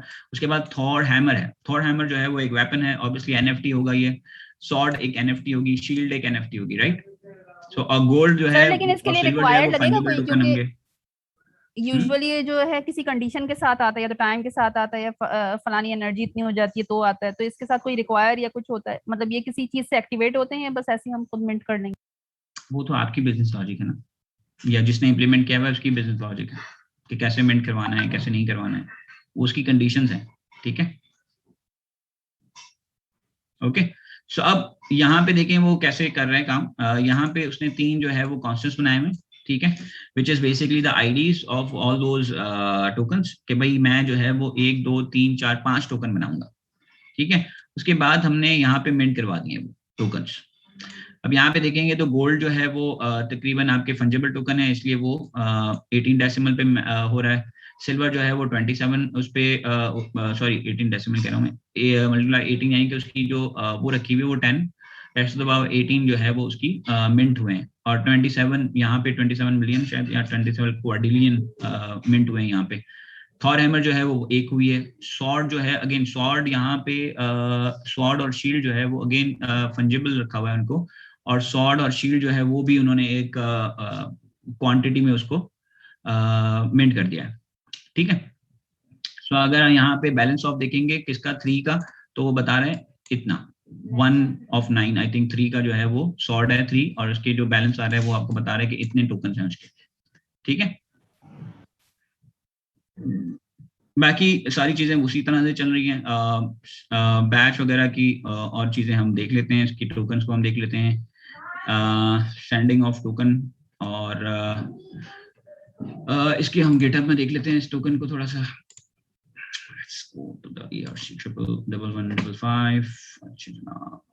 टोकन है, इसकी इंप्लीमेंटेशन देख लेते हैं जो इन्होंने इंप्लीमेंटेशन। अच्छा, ये जो ओपन ज़ैपिंग ने इंप्लीमेंटेशन दी है, these are the best implementation, but ये सिंप्लीफाइड होती नहीं है। ठीक है, सो सिंप्लीफाइड इंप्लीमेंटेशन आपको 777 की मिल जाएगी, और सिंप्लीफाइड इंप्लीमेंटेशन आपको 1155 की भी मिल जाएगी। But these are the audited होते हैं ये काफी, और इसके अलावा उसमें जो है वो बहुत सारी बेस्ट प्रैक्टिसेस यूज हो रही होती हैं, इसलिए ये थोड़े से ज्यादा कॉम्प्लेक्स होते हैं। ठीक है, बट द थिंग इज कि इसको हम अगर हम चाहें, जैसे हमने कहा था कि भाई ERC 20 या ERC 721 को हमने अभी तो खैर ERC 721 जो ओपन ज़ैपलिन का है वो काफी सिंपल हो चुका है, लेकिन उससे पहले इतना सिंपल नहीं था। अगर आप खुद जाके देखें 3 या 2 को, ओपन ज़ैपलिन 2 के वर्जन आप देखेंगे और उसके 721 कॉन्ट्रैक्ट देखेंगे तो वो बहुत ही कॉम्प्लेक्स है। उसमें सेट और लूपिंग के लिए और ये सारी चीजें यूज हो रही थी, जो कि मैंने खत्म करके फिर 721 बहुत ही सिंपल बनाया था। इसी तरह से आप ये इसके भी कॉन्ट्रैक्ट आप सिंपल लिख सकते हैं इफ यू वांट टू। ठीक है। जैसे आप ERC 777 में आप सारी जो ERC 20 की बैकवर्ड कंपैटिबिलिटी आप उसको ऑफ कर दें और सिर्फ ERC 777 ही इंप्लीमेंट कर लें, you can do that. Okay so यहाँ पे हम देख लेते हैं ERC 1155 इसमें, ठीक है। यूजिंग एड्रेस एक लाइब्रेरी यूज हो रही है, ठीक है, और उसके बाद मैपिंग हो रही है जनाब बैलेंसेस की, ये उसी तरह से जिस तरह से नॉर्मल आपकी मैपिंग होती है, लेकिन यहाँ पे थोड़ी मैपिंग चेंज है, ठीक है। यहाँ पे एक इवेंट लगा हुआ है, ये दैट मींस टोकन आईडी है इसकी, ठीक है, और टोकन आईडी के अगेंस्ट में एड्रेस है और उसका बैलेंस है, ठीक है। ये इसका मैपिंग स्ट्रक्चर जो है वो थोड़ा सा डिफरेंट है। Mapping from account to approval, ये वही है ऑपरेटर अप्रूवल्स का। अगर आप देखें तो एड्रेस दिया हुआ है, उसके बाद उस ऑपरेटर का एड्रेस दिया हुआ है और उसका बूलियन वो दिया हुआ है कि भाई ट्रू है या फॉल्स है, ठीक है। तो मल्टीपल ऑपरेटर एक ही अकाउंट के हो सकते हैं। आगे जो URI है ये आपका 721 से लिया हुआ है, ठीक है। So you have a private URI। Constructor में आपको सिर्फ URI देनी है, यहाँ पे set URI and that's it. जो आपका जो 11555 है वो बन गया। अगेन यहाँ पे सपोर्ट इंटरफेस 165 दिया हुआ है, ठीक है। सो वो सिंपल 165 यूज किया हुआ है और 11820 नहीं यूज किया हुआ, ठीक है। तो ये वही 165 इंटरफेस यूज किया हुआ है जो उनका हमने 721 में यूज किया हुआ है। सर ये ब्रैकेट में दोनों लिखे हुए हैं 165 और IEC 165, ये दोनों क्यों? मतलब IERC 165 ही सफिशिएंट है? ये समझ नहीं आ रहा सर। IERC इंटरफेस है ना, दूसरा जो कॉन्ट्रैक्ट नहीं, ये तो ओवरराइड किया हुआ ना उन्होंने। ओवरराइड में आपका बेसिकली यहाँ देखें यहाँ पे क्या क्या हुआ है इन्होंने। सर सिंपल ERC 165 में IERC आ जाएगा ना?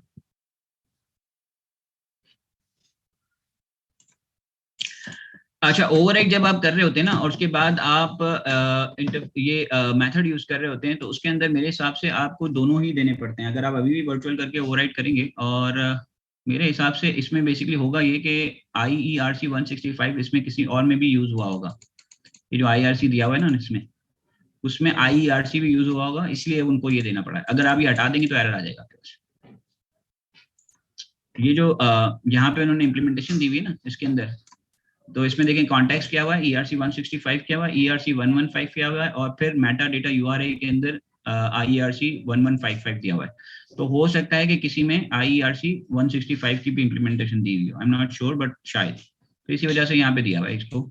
अदरवाइज यहाँ पे एरर आ जाएगा अगर आप एक ERC 165 देंगे, क्योंकि सपोर्ट इंटरफेस जो है वो कहीं से ओवरराइड हो रहा है। तो इसका मकसद यही है क्योंकि ओवरराइड हो रहा है ये। अदरवाइज होता क्या कि यहाँ से वर्चुअल लिखा होता, अगर ये पहला मेथड होता, सपोर्ट इंटरफेस अगर यहाँ पे ही डिक्लेयर हुआ होता ना, ठीक है, तो ये ओवरराइड ना हो रहा होता, वर्चुअली दिया हुआ था। उन्होंने कहा ठीक है ये पहली इंप्लीमेंटेशन है, लेकिन जो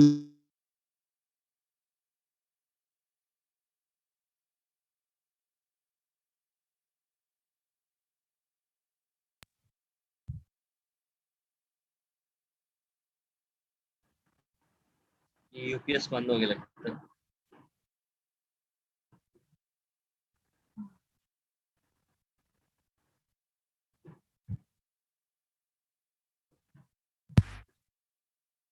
लगता है अहमद भाई आप शुरू करें अब। मेरे ख्याल से अब इसको ना अगर हम स्क्रीन शेयर कर सकते हैं तो ये ऊपर से पहले रफ से पढ़ना शुरू करते हैं। मुदस्सिर साहब हैं क्या? मुदस्सिर के होते हुए किसी और की क्या जरूरत? मेरे ख्याल अवेलेबल है, आगे होस्ट हो गए मेरे ख्याल में सर मुदस्सिर TA। लेकिन आज मुदस्सिर भी खामोश तमाशाई बने मेरा ख्याल। मुदस्सिर साहब नहीं आ रहे मेरा ख्याल। मेरा ख्याल आज अवेलेबल जो लोग मेरे ख्याल से खुद से कोशिश करते हैं, कुछ लोग सर के साथ साथ थे शुरू से। यार एक है तो सही मुदस्सिर TA के नाम से। अहमद भाई को पकड़ लिया आपने। देखें अहमद कुछ कहे बगैर भी जो है ना वो सारा कुछ कह जाती है। नहीं ये मुदस्सिर TA होस्ट है ना, ये मेरे ख्याल में सर नहीं है। नहीं असल में मेरा ख्याल है हो सकता है, मुझे लगता है मुदस्सिर जो है वो शायद ज्वाइन करके या ज्वाइन करके नहीं, या रिकॉर्डिंग सीरियसली की हम वजह लोग ना से टाइम वेस्ट नहीं करते, हम लोग शुरू कर देते हैं जितना क्लास का टाइम है, ताकि कुछ तो समझ में आए। चले अहमद भाई बिस्मिल्लाह करें चले।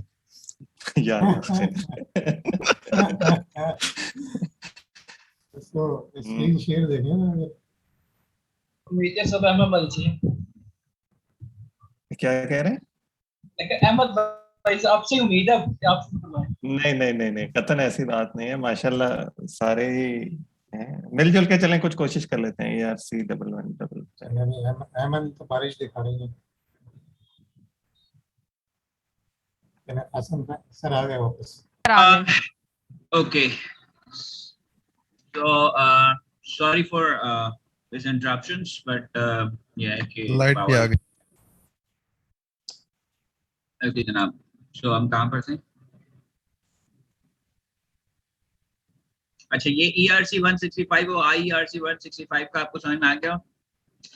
ये सपोर्ट इंटरफेस जो है वो ओवरराइड हो रहा है, राइट? सर स्क्रीन शेयर कर दें। और ये जगह सुपर डॉट सपोर्ट इंटरफेस में जा रहा है, तो ऑब्वियसली सर स्क्रीन अभी आपको शेयर करनी पड़ेगी।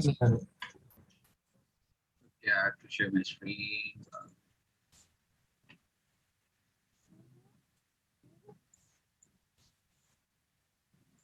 जी हाँ, आगे चलें।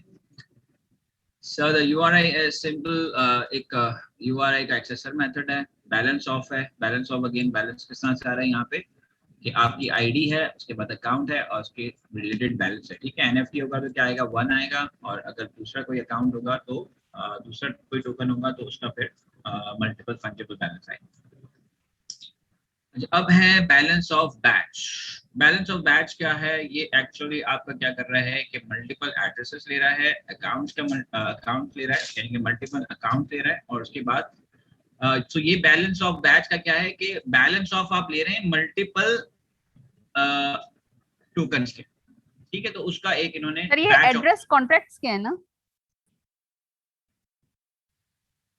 एड्रेस कॉन्ट्रैक्ट सर आपने कहा था ये मल्टीपल कॉन्ट्रैक्ट्स हैं जिसके हम बैचेस बना रहे हैं, तो ये एड्रेस किसका होगा? कॉन्ट्रैक्ट्स का, कॉन्ट्रैक्ट एड्रेसेस होंगे ना? टोकन्स हैं, मल्टीपल एड्रेसेस। किस मेथड की बात कर रही हैं? बैलेंस ऑफ की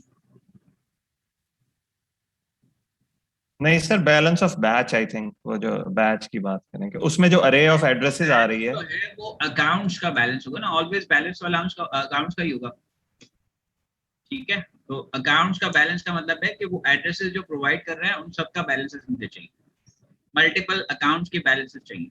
मल्टीपल अकाउंट्स के साथ मैं क्या कर रहा हूँ, मल्टीपल आईडीज दे रहा हूँ। तो दैट मींस कि मेरी जो 5 आईडीज थी जो मैंने आपको अभी उसमें जैपलिन में बताई है, इन सब के बैलेंस में ले सकता हूँ, ठीक है। मैं चाहूँ कि भाई ये मैं इन सबको एक यूएंट में दूंगा, और उसके बाद एड्रेसेस भी जो है ना वो मैं एक साथ उन अकाउंट के दे दूंगा। तो ये बैच ऑपरेशन है बैलेंस ऑफ का। वो क्या कर रहा है, सिंपल लूप कर रहा है और बैलेंस ऑफ लेके आ रहा है। तो बैलेंस ऑफ में बेसिकली हो क्या है, यही काम हो रहा है, balance ID account, balance ID account, but यहाँ पे एरे है, ठीक है। तो मल्टीपल का एक साथ आ रहा है सर। लेकिन फॉर एग्जांपल देखें, 5 लेट्स से 5 अकाउंट एड्रेसेस गए और 5 ही हमारे पास टोकन्स थे जैसे एग्जांपल में वहां दिए हुए हैं, तो सर ये क्या 25 जो हमारी अरे जो रिटर्न होगी उसमें 25 एलिमेंट्स होंगे? नहीं 25 क्यों सर? हर अकाउंट के आपके पास 5 हैं, 5 अकाउंट्स हैं, ठीक है। और जितने भी आपके पास बेसिकली जितने भी अकाउंट्स आपने दिए हैं, ठीक है, उसमें से आप ये कह रहे हैं कि इनका बैलेंस मालूम कर लें। तो एक्चुअल में क्या हो रहा है कि आपका जो अकाउंट्स है उसकी लेंथ तक एक आपका वो चल रहा है, ठीक है, लूप, और वो क्या कर रहा है, बैलेंस ऑफ लेके आ रहा है अकाउंट और आईडी का। तो एक्चुअल में अच्छा यहाँ पे ये है कि जितने आपके अकाउंट्स हैं उतने ही आपकी आईडीज हैं। Now this is strange sir, ये तो नेस्टेड लूप लगता है। लेके चलता है कि आई, अगर लेट्स सपोज कि आई जो है वो आपके पास 2 अकाउंट्स हैं, तो यहाँ पे ये है कि अगर आप बैच है तो उसमें ये बेसिकली कह रहा है कि अकाउंट और आईडी जो है वो उसकी सेम लेंथ होनी चाहिए, तभी ये बैच ऑपरेशन चलेगा, अदरवाइज ये बैच ऑपरेशन नहीं चलेगा, ठीक है। तो इसमें तो जो है वो ये कह रहा है कि टोकन और अकाउंट्स की आईडी जो है ना वो सेम होनी चाहिए। आई डोंट नो कि भाई इसका क्या फायदा होगा अगर मेरे पास 2 टोकन हैं तो मैंने सर जरा सा ऊपर अगर डिस्क्रिप्शन में इसमें लिखा है लॉजिक इसके पीछे, मैं बैलेंस मालूम करना चाह रहा हूँ तो वो कैसे होगा, ठीक है। तो वो ऐसे होगा कि फिर आपको अकाउंट्स वाइज जो है वो अकाउंट वाइज आईडी के बैलेंस देने पड़ेंगे। ये इसका डबल लूप चलेगा, नेस्टेड लूप चलेगा, अकाउंट्स के ऊपर आईडीज के ऊपर, यानी कि टोकन आईडीज के ऊपर अकाउंट्स का बैलेंस चलेगा। जी सर, मेरा यही ख्याल था, तभी मैंने वो 25 कहा था कि शायद हाँ, लेकिन उन्होंने ऊपर दिया हुआ है, अगर यहाँ पे देखें तो दिस इज के रिक्वायरमेंट ये है कि अकाउंट और आईडी जो है वो सेम लेंथ में होनी चाहिए, तो उन्होंने इसको वैसे ही रिस्ट्रिक्ट कर दिया। सर लेकिन ये अजीब नहीं है, देखें वो उसके भी इंडेक्स 0 पे जाता है, उसके भी इंडेक्स 0 पे, फिर हाँ, नेक्स्ट टाइम इंडेक्सेस 1 पे I जाएगा, totally फिर agree 2 कि 3। अजीब है, ऐसा नहीं होना चाहिए, बट है ऐसे ही, इम्प्लीमेंटेशन उन्होंने ऐसी दी। Set approver for all, again this is operator और एक एड्रेस के ऊपर सारे टोकन्स पे वो अप्रूवल दे देगा, उसका मेथड है, ये हम पहले भी देख चुके हैं एनएफटी के अंदर। Is approve for all, check कर रहा है कि क्या अप्रूवल है या नहीं है। सेफ ट्रांसफर फ्रॉम, अगेन वो सेम ही है, आई डोंट थिंक सो इसमें कोई चेंज है। सेफ बैच ट्रांसफर फ्रॉम जो है, यहाँ पे भी मेमोरी आईडीज है और मेमोरी अमाउंट है, ठीक है। पर्टिकुलर टोकन्स की अमाउंट बता रहे हैं कि कितने टोकन्स की क्या अमाउंट जो है वो देनी है। ऑब्वियसली यहाँ पे भी जो लेंथ है उसकी आईडीज और अमाउंट्स की वो सेम होनी चाहिए, ठीक है, एरे की लेंथ जो है। तो ये सेफ ऑब्वियसली ये सेफ बैच ट्रांसफर फ्रॉम जो है वो एक और मेथड कॉल कर रहा है, जिस तरह से ओपन जैपलिन का तरीका है कि वो क्या करता है, मैसेज सेंडर को लेता है और फिर फ्रॉम में भेज देता है। तो ये एक्चुअल सेफ ट्रांसफर फ्रॉम का मेथड है। एड्रेस इसमें जो पैरामीटर्स हैं, फ्रॉम है, टू है, अकाउंट की आईडी है और अमाउंट है, ठीक है। सर ये double one normal double five का, नंबर 1 का। हाँ जी बोले sir double one double five का इंटरफेस नहीं है सेपरेट? क्या नहीं है? इंटरफेस इसका सेपरेट नहीं होगा, जैसे 7 to 1 का था और 20 का था, इसका नहीं होगा? सेपरेट है ना इसका, है IERC 1111 IERC 1165 है ना इसका। 1155 एक्चुअली हमने डिस्कस नहीं ना किया, हम डायरेक्टली इम्प्लीमेंटेशन पे आ गए। हाँ, मैं इंटरफेस को मैंने वो ज्यादा मैंने तो खैर 777 में भी डिस्कस नहीं किया उसको, क्योंकि मैं इम्प्लीमेंटेशन डिस्कस कर रहा हूँ, तो इसी में इंटरफेस डिस्कस हो रहा है, क्योंकि यहाँ पे बता रहा है कि किसका मेथड है, ठीक है ना। Okay, so where we are, safe transfer from है, फिर सेफ बैच ट्रांसफर फ्रॉम आ जाएगा आपका, ठीक है। सो अगेन ये किसी एक और मेथड को कॉल कर रहा है, this is the safe transfer from. तो ये सेफ ट्रांसफर फ्रॉम तो जो है वो आपका बिफोर टोकन ट्रांसफर कर रहा है, ऑपरेटर को देख रहा है, उसके अलावा उसके ऑपरेटर को एक्चुअली माइनस कर रहा है, ठीक है। आईडी फ्रॉम ले रहा है, अमाउंट चेक कर रहा है इसकी, और उसके बाद उसको माइनस कर रहा है, ठीक है। टू के अंदर ऐड कर रहा है ट्रांसफर, और उसके बाद ट्रांसफर सिंगल जो है वो एक मेथड, अच्छा इसका इवेंट जो है वो ट्रांसफर सिंगल है, दैट मीन्स कि सिंगल के लिए वो ट्रांसफर सिंगल इवेंट कॉल हो रहा है, ठीक है। और उसके बाद do save transfer acceptance check, जो कि एक नीचे मेथड होगा, वो चल रहा है। अच्छा, सेव बैच ट्रांसफर फ्रॉम में आपके पास क्या है कि आपके पास यहाँ पे एरेज हैं, मेमोरी और आईडी का।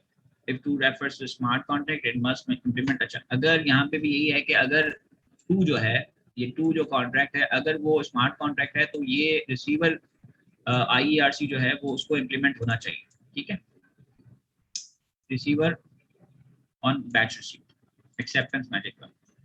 इसके बाद जो है वो ये चल कैसे क्या है, यहाँ पे वैलिडेशन चेक कर रहा है आईडीज डॉट लेंथ की, कि अमाउंट डॉट लेंथ और आईडीज डॉट लेंथ सेम होनी चाहिए, ठीक है, it should not be mismatch. और उसके अलावा डू एड्रेस चेक कर रहा है, ऑपरेटर गेन कर रहा है कि क्या वो एड्रेस जो है ऑपरेटर की है या नहीं है, ठीक है। बिफोर टोकन ट्रांसफर कर रहा है, फिर एक लूप चल रहा है, ठीक है, वो टोकन आईडी पे लूप चल रहा है और सेफ ट्रांसफर फ्रॉम चल रहा है। So this is the same as safe transfer from, सिर्फ इसमें यह है कि आपका एक लूप चल रहा है और आप एक एरे में ये सारी चीजें दे रहे हैं, दैट्स इट। के बाद आपका ये डू सेफ बैच ट्रांसफर चल जाता है और ट्रांसफर बैच यहाँ पे इमिट हो रहा है, ठीक है। और ये do safe transfer batch acceptance check चल जाता है, ये हम नीचे देखेंगे क्या है। अच्छा, ये न्यू URI जो है ये आपकी उसी तरह से है जिस तरह से आपकी वहाँ पे चल रही थी, इनके अपने एक मैकेनिज्म दिया हुआ है URI का, so you can basically check the URI just like that, JSON, you can provide any JSON based। Mint के अंदर यहाँ पे जो नॉर्मल मिंट है वो तो उसी तरह से है मिंट जिस तरह से ERC20 का है, सिर्फ उसके लिए यह है कि ये डू सेफ ट्रांसफर एक्सेप्टेंस जो है वो चेक हो रहा है। ये सेफ ट्रांसफर के लिए ERC20 में भी हमने देखा था कि हो रहा था, ठीक है। बैच मिंटिंग के लिए आपके पास ये है कि आप आईडीज देंगे बैच मिंट के लिए और उसकी अमाउंट देंगे, ठीक, कि भाई इतनी अमाउंट इन सारे टोकन्स की मिंट कर। तो सिमिलर काम हो रहा है, I don't think so that means complex है, ठीक है, सेम ही है, ज़्यादा कुछ नहीं। और फिर वही सेव बैच ट्रांसफर एक्सेप्टेंस हो रही है, यहाँ पे भी ट्रांसफर बैच का चल रहा है मिंट में, ठीक है। बर्न भी जो है आपका नॉर्मल एक मेथड हुक कॉल हो रहा है। सर बैच में अगर मैं सिंगल ले दूंगा तो तब भी बैच कंसीडर होगा, क्योंकि वो तो फिर सिंपल ट्रांसफर हो गया ना। सर ये बैच वाला फंक्शन दिखाएं। हाँ बोलें। इसमें तो पैरामीटर में ही भी, पैरामीटर में आपको एरे ही भेजना है। अब आप एक भेज दें एरे, ठीक है, तो ऑब्वियसली इस मिंट बैच की कॉस्ट जो है वो इस मिंट से ज्यादा है। अगर आपके पास फीस के पैसे ज्यादा है तो आप भेज दें इसको मिंट बैच को, एक एक करके भेज दें। आप यहाँ पे आईडी 1 भेज दें, अमाउंट भी 1 भेज दें, कोई मसला नहीं है, ठीक है जी। सो बर्न बैच जो है वो उसमें अगेन वो लूप चल रहा है, ठीक है, कि कौन सी आईडीज को जो है वो बैच जो है, अच्छा बैच जो है वो पूरा अगर आप प्रोसेस देखें ना ERC 115 का, तो बैच जो है वो एक्चुअली कुछ बहुत ज्यादा कर नहीं रहा। बैच एक लूप चला रहा है और वो लूप के अंदर रिस्ट्रिक्शन ये है कि जो एरे दे रहे हैं ना हम आईडीज का, और जो दूसरा एरे दे रहे हैं अमाउंट्स का या अकाउंट्स का, वो सेम होना चाहिए, दैट्स इट। तो बाकी आपका वही चल रहा है। आई डोंट सी के कोई बहुत ज्यादा कॉम्प्लेक्सिटीज हैं यहाँ पे, ठीक है। यहाँ पे भी वो आईडीज और अमाउंट और लैंड को चेक कर रहे हैं, सो ऑन। फिर ये वो बिफोर टोकन ट्रांसफर चल रहा है, जो कि ऑब्वियसली इम्प्लीमेंट करना है आगे, ठीक है, क्योंकि ये जस्ट सिग्नेचर दिया हुआ है। Do save transfer acceptance tag check में अगर आप देखेंगे तो ये क्या कर रहा है कि पहले तो ये चेक कर रहा है कि ये कॉन्ट्रैक्ट होना चाहिए, ठीक है, टू इस कॉन्ट्रैक्ट। ये इस कॉन्ट्रैक्ट कहाँ से आ रहा है, ठीक है, बताइए कहाँ से आ रहा है सर? ये हमारे लाइब्रेरी है एक एड्रेस की, लाइब्रेरी एड्रेस के वहां से आ रहा है, जी, ठीक है, उसे यूज किया चेक कर लेता है थ्रू इस कॉन्ट्रैक्ट जो है वो बेसिकली एक असेंबली का कोड है, उसके थ्रू ये चेक कर लेता है कि ये कॉन्ट्रैक्ट है या नहीं है। उसके बाद ये ट्राई कैच का एक वो लगा हुआ है एक्सेप्शन हैंडलिंग का, उसमें बेसिकली वो कर क्या रहा है कि ERC.2 ये इंटरफेस कॉल कर रहा है। जो 2 है वो ऑब्वियसली रिसीवर उसने इम्प्लीमेंट किया होगा, अगर वो कॉन्ट्रैक्ट है अगेन तो उसने इसको इम्प्लीमेंट किया हुआ है IERC11 रिसीवर, और इसके अंदर जो मेथड है ऑन ERC1155 रिसीव्ड, उस मेथड को उसने एग्जीक्यूट कर दिया, ठीक है। ये ऑपरेटर है फ्रॉम अमाउंट, और रिटर्न क्या कर रहा है, वो बाइट्स में रिटर्न कर रहा है, बाइट 4 रिस्पॉन्स रिटर्न कर रहा है, ठीक है। अच्छा यहाँ पे हो क्या रहा है कि बेसिकली जो भी रिस्पॉन्स आएगा आपका बाइट 4 में, ठीक है, उसको वो चेक करा रहा है सिलेक्टर से कि वो not equals to II receiver dot on ERC 1155 receive dot selector, तो वो रिवर्ट कर देगा। अगर वो बाइट कोड जो है वो इस सेलेक्टर के सेलेक्टर से बेसिकली सेम ना हुआ तो वो क्या करेगा, इसको रिटर्न कर देगा एरर की सूरत में, ठीक है। तो वो ये चेक कर रहा है और यहाँ पे आपके पास एरर आ जाएगा transfer to non ERC receiver implement, और ये रिवर्ट हो जाएगी, ठीक है। तो दैट मीन्स कि आप जिसको ERC 1155 भेज रहे हैं उसके पास ये ऑप्शन होना चाहिए कि वो इसको रिसीव कर सके, ठीक है। दैट मीन्स कि वो उसके पास ये एबिलिटी होनी चाहिए कि वो इसको रिसीव कर सके, ठीक है। तो ये है do save transfer acceptance check है, उसके बाद do save batch transfer acceptance check है। सर एक क्वेश्चन, इसका मतलब ये है आपका, सॉरी हाँ बोले सर, इसका मतलब ये है कि वो उसे कॉन्ट्रैक्ट भी होना चाहिए, क्योंकि इस कॉन्ट्रैक्ट का एल्स नहीं है। नहीं इफ कॉन्ट्रैक्ट है, एल्स का है नहीं सर, इसका एल्स नहीं है। इसका मतलब है हम हमेशा सिर्फ कॉन्ट्रैक्ट को ही भेज सकेंगे। नहीं ना, ये थोड़ी कह रहा था, वो ये कह रहा है कि डू सेव ट्रांसफर चलाओ उस वक्त जब कॉन्ट्रैक्ट हो 2 का। अगर 2 कॉन्ट्रैक्ट नहीं है तो इसको पास ऑन कर दो, तो इफ के बाद कुछ भी नहीं है ना। नहीं सर, लेकिन फिर आपको यूज हो रहा है ना इसके अंदर, sorry try and catch use हो रहा है इसके अंदर, इस वाले इफ के अंदर ट्राई एंड कैच तो अंदर यूज हो रहा है ना, कि अगर वो कहानी शुरू कहां से होगी, अगर कॉन्ट्रैक्ट होगा तो शुरू करो, ठीक है। कॉन्ट्रैक्ट है तो फिर ये कहानी शुरू होगी, अदरवाइज ये कहानी शुरू नहीं होगी। अगर आप किसी कॉन्ट्रैक्ट को ट्रांसफर कर रहे हैं तो कॉन्ट्रैक्ट लाजमी है कि वो उस कॉन्ट्रैक्ट ने IERC 1155 का रिसीवर जो है वो इम्प्लीमेंट किया हो, अदरवाइज ये ट्रांसफर नहीं होगा किसी नहीं सर कॉन्ट्रैक्ट। ठीक है, मैं वो 165 से थोड़ा कंफ्यूज कर गया था, उसमें वो बूलियन रिटर्न करता था, इसमें बूलियन रिटर्न नहीं करता। ठीक है। हाँ 777 में था, वो एक्नॉलेजमेंट में था। उसमें एक्नॉलेजमेंट में ये था कि आप ये एक्नॉलेज कर रहे हो कि यार ये मुझे कॉन्ट्रैक्ट कोई भेजना है, अदरवाइज में वो फॉल्स हो जाएगा। जी जी। और 721 में था कि वो EOA को भी चला जाता था और कॉन्ट्रैक्ट को भी चला जाता था। ठीक है। अच्छा, अब यहाँ पे do save transfer acceptance check और इसमें कोई बहुत ज्यादा डिफरेंस नहीं है, सिर्फ ये डिफरेंस ये है कि ये बेसिकली ओवरलोडिंग हुई हुई है इसकी। एक्चुअल में तो पैरामीटर जो है वो इसमें सिर्फ ये आईडी और अमाउंट्स है, और इस पे जो है वो UN 256 की नॉर्मल आईडी और अमाउंट्स है। यहाँ पे जो है इसका एरे है, और ये array as it is pass हो रहा है इसको। ठीक है, तो उसने जो है वो बैच रिसीव और रिसीव दोनों इंप्लीमेंट होने चाहिए। अगर वो बैच रिसीव कर रहा है, अगर बैच रिसीव कोई कॉन्ट्रैक्ट कर रहा है तो उसके पास ये इंप्लीमेंटेशन होनी चाहिए इस मेथड की, बैच रिसीव की। अगर वो सिंगल कर रहा है तो उसके पास ये सिंगल की रिसीव की इंप्लीमेंटेशन होनी चाहिए, तभी वो ट्रांसफर कर सकता है। ठीक है, और ये बेसिकली एक हेल्पर मेथड दिया हुआ है एज सिंगलटन एरे। एलिमेंट आप भेज रहे हैं और उसके अगेंस्ट में वो जो है वो एक एरे रिटर्न कर रहा है, तो ये हेल्पर मेथड ओपनजैपिल ने दिया। सर इसका क्या पर्पस है? किसका? ये जो एरे मेथड दिया हुआ है ये वाला, ये बेसिकली कोई प्योर मेथड है जिसमें आप बेसिकली कोई एलिमेंट भेजेंगे, लेकिन एलिमेंट रिसीव कर रहा है और उस एलिमेंट को बेसिकली एरे में कन्वर्ट कर रहा है। ठीक है, ये देखें एरे 00 में उसने कन्वर्ट कर दिया, उसको रिटर्न कर दिया। एक्चुअल में आप बेसिकली सिंगलटन एक एलिमेंट का एरे बना रहे हैं और वो सिंगलटन एरे जो है वो आपको रिटर्न करना है। तो हेल्पर मेथड है कि आप जो है वो किसी भी एलिमेंट के को एरे में कन्वर्ट कर दें। सर यूजेज क्या है, मतलब क्यों, क्या किस चीज को कन्वर्ट करेंगे हम? जैसे अभी ये सवाल हुआ था ना कि मैं बैच में एक ही ट्रांसफर करना चाहूँ तो फिर आप एरे बना के उसमें ट्रांसफर कर दें, तो उसके लिए इन्होंने एक मेथड बनाया और कुछ खास नहीं है इसमें। एक एरे बनाया एक सिंगल एलिमेंट का, उस एलिमेंट को एरे 0 में ट्रांसफर करके रिटर्न कर दिया जा सकता है, खास सी काम नहीं करना। ये मेथड सिर्फ ये कर रहा है कि आपके किसी भी, आपने 2 लिखा हुआ है, 2 को एरे में कन्वर्ट करके दे रहा है आपको, तो एरे 0 इक्वल्स 2 हो जाएगा। ठीक है जी। तो ये हमारा 777 और 1155 को मैंने समझा दिया है आप लोगों को डिटेल्ड में। उसकी इम्प्लीमेंटेशन जो ओपनजैपिल ने दी है वो समझा दिया है। इम्प्लीमेंटेशन आप लोग खुद करेंगे 777 की भी और 1155 की भी। सिनेरियो जो है वो मुदस्सिर आपको एज असाइनमेंट दे देंगे।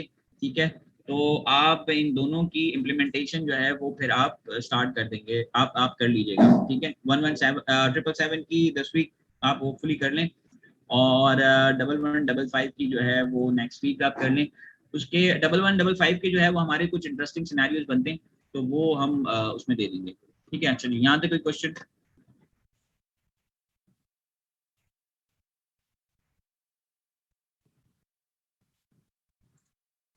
सर एक चीज थी जो हम URI यानी NFT की जब भी हम बात करते हैं, चाहे 721 है या 1155 है, तो वहां पे जाहिर है एक URI होता है जो हमें जरूरी चाहिए। URI जो है वो देखिए URI जो है ना, URI आप कोई भी बना सकते हैं और उसमें वो जरूरी नहीं कि आप स्मार्ट कॉन्ट्रैक्ट ही बनाएं। और ये आपकी आवाज बहुत स्लो आ रही है।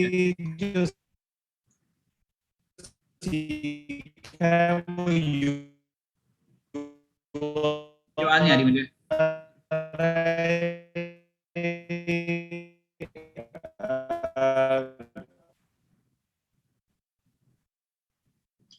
अहमद भाई आपकी जो आवाज है ना वो कट रही है मेरे पास, मुझे सुनाई नहीं दे रही।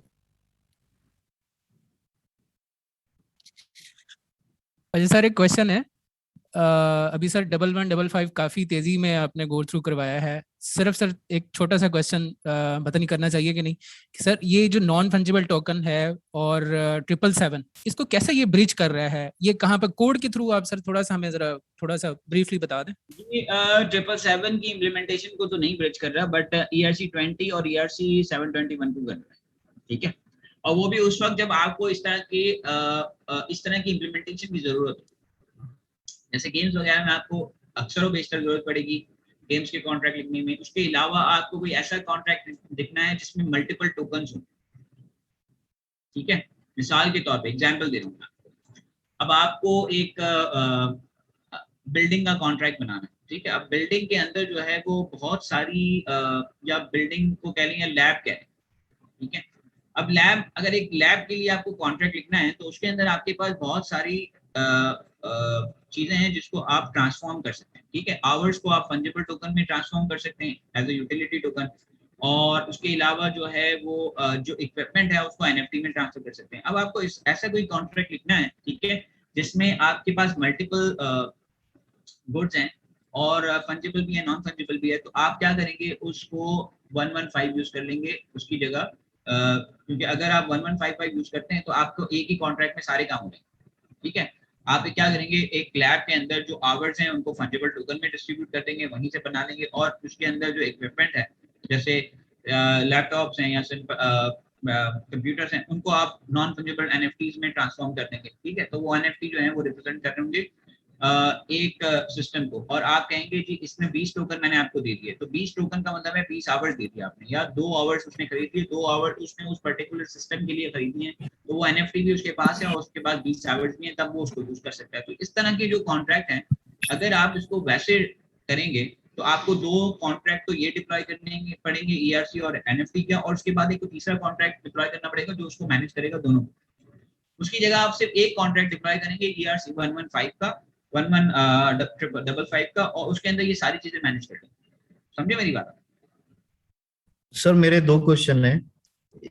नंबर 1 ये कि हम लोग ERC-1155 को प्रैक्टिकली इम्प्लीमेंट करके देखेंगे नेक्स्ट क्लास में, और दूसरा ये कि इसमें अगर हम लोग इंटरफेस बनाना चाहें, लाइक अभी तक तो हम लोग रेमिक्स को यूज करते हुए उसके अंदर ही URL डाल रहे हैं, कोई में हम लोग इंटरफेस बना के उसके अंदर ब्राउज करके उसको अपलोड करना चाहें पिक्चर्स को या कुछ इस तरीके से, तो वो किस तरीके से होगा, क्या आप उसको थोड़ा एक्सप्लेन करेंगे?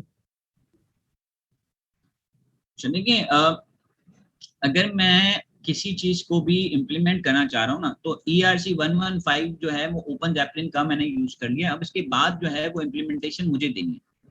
जैसे ये यहाँ पे मैं इम्प्लीमेंटेशन दूंगा ना गेम आइटम्स की, या मैं लैब आइटम्स की या लैब्स की मैं इम्प्लीमेंटेशन जब दूंगा, तो मैं ERC-115 को इम्प्लीमेंट कर दूंगा, एक्सटेंड कर लूंगा, और उसके बाद मैं अपनी इम्प्लीमेंटेशन यहाँ दे दूंगा।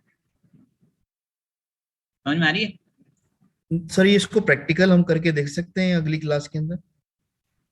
प्रैक्टिकल जरूर करके देख सकते हैं, इसमें कोई इशू नहीं है, लेकिन अभी मेरे पास टाइम कंस्ट्रेंट है, इसी वजह से जो है वो हम इसको हेल्प डेस्क में रख लेते हैं। दोनों के प्रैक्टिकल जो है ना, वो मैं एक प्रैक्टिकल एग्जांपल्स दोनों की मैं जो है वो अपने गिट पे अपलोड कर दूंगा, और वहां से आप देख लें, उसका एक हेल्प डेस्क रख लेंगे, तो वो आपको प्रैक्टिकली जो है वो दोनों चीजें पता चल जाएंगी, ठीक है। आप ये बता दीजिएगा कि अभी हमारे पास क्या, सॉरी हमारे पास अभी क्या क्या रह गया है और कितनी एग्जाम ये रह गई क्लासेस, और कब हमारे अभी एग्जाम्स हमारा होंगे? Web3 रह चुका है, रिएक्ट रह चुका है जो कि हमें करना है। अच्छा, Web3 के लिए मैं आपको बता दूं कि वी आर बेसिकली और एग्जाम्स कब हो रहे हैं सर? हमारा जो है वो Web3 रह चुका है, Web3 हमें अभी करना है, ठीक है। इसके बाद डैप यूनिवर्सिटी का एक आर्टिकल है जो कि हम करेंगे, इंट्रो टू Web3, इसको फॉलो करेंगे। तो अगर आप इसको पहले से फॉलो करके आ जाते हैं तो वेल एंड गुड, ठीक है। इसको हम कंप्लीट करेंगे, मोस्ट प्रोबेबली हमें 2 क्लास लगेंगी इसको खत्म करने में, ठीक है, Web3 इंट्रो को। वंस ये हम कर लेंगे तो हम फिर रिएक्ट पे शिफ्ट हो जाएंगे, और रिएक्ट को फिर हम पढ़ना शुरू कर देंगे। So we are basically going to start dapps development, के डैप कैसे बनेगी इन टोकन्स के बाद। ये वाला ये है जनाब। सर क्विज तो अभी नहीं आ रहा ना 1-2 महीने में? सॉरी, क्या नहीं आ रहा आपको? क्विज तो नहीं आ रहा ना 1-2 महीने तक अभी? आपका क्विज जो है ये टोकन हमारा चूंकि खत्म हो चुका है तो क्विज आपका ऑलरेडी ड्यू हो चुका है, सो मोस्ट प्रोबेबली आपका इस वीक नेक्स्ट वीक कभी भी क्विज जो है वो अनाउंस हो सकता है।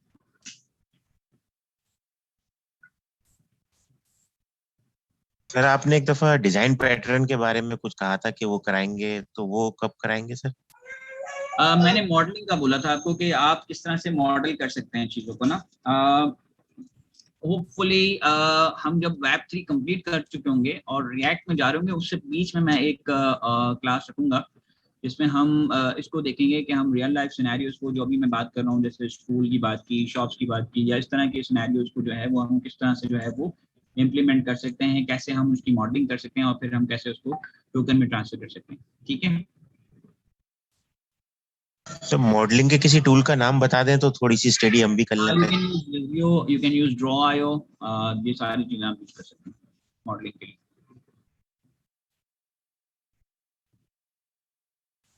अच्छा, हम नेक्स्ट क्लास में जो है वो इस ट्यूटोरियल को फॉलो करेंगे और Web3 जो है वो हम उसको कंप्लीट करेंगे इस ट्यूटोरियल के थ्रू। ठीक है, नेक्स्ट फिर हम रिएक्ट पे मूव हो जाएंगे और उसको कंप्लीट करने की कोशिश करेंगे।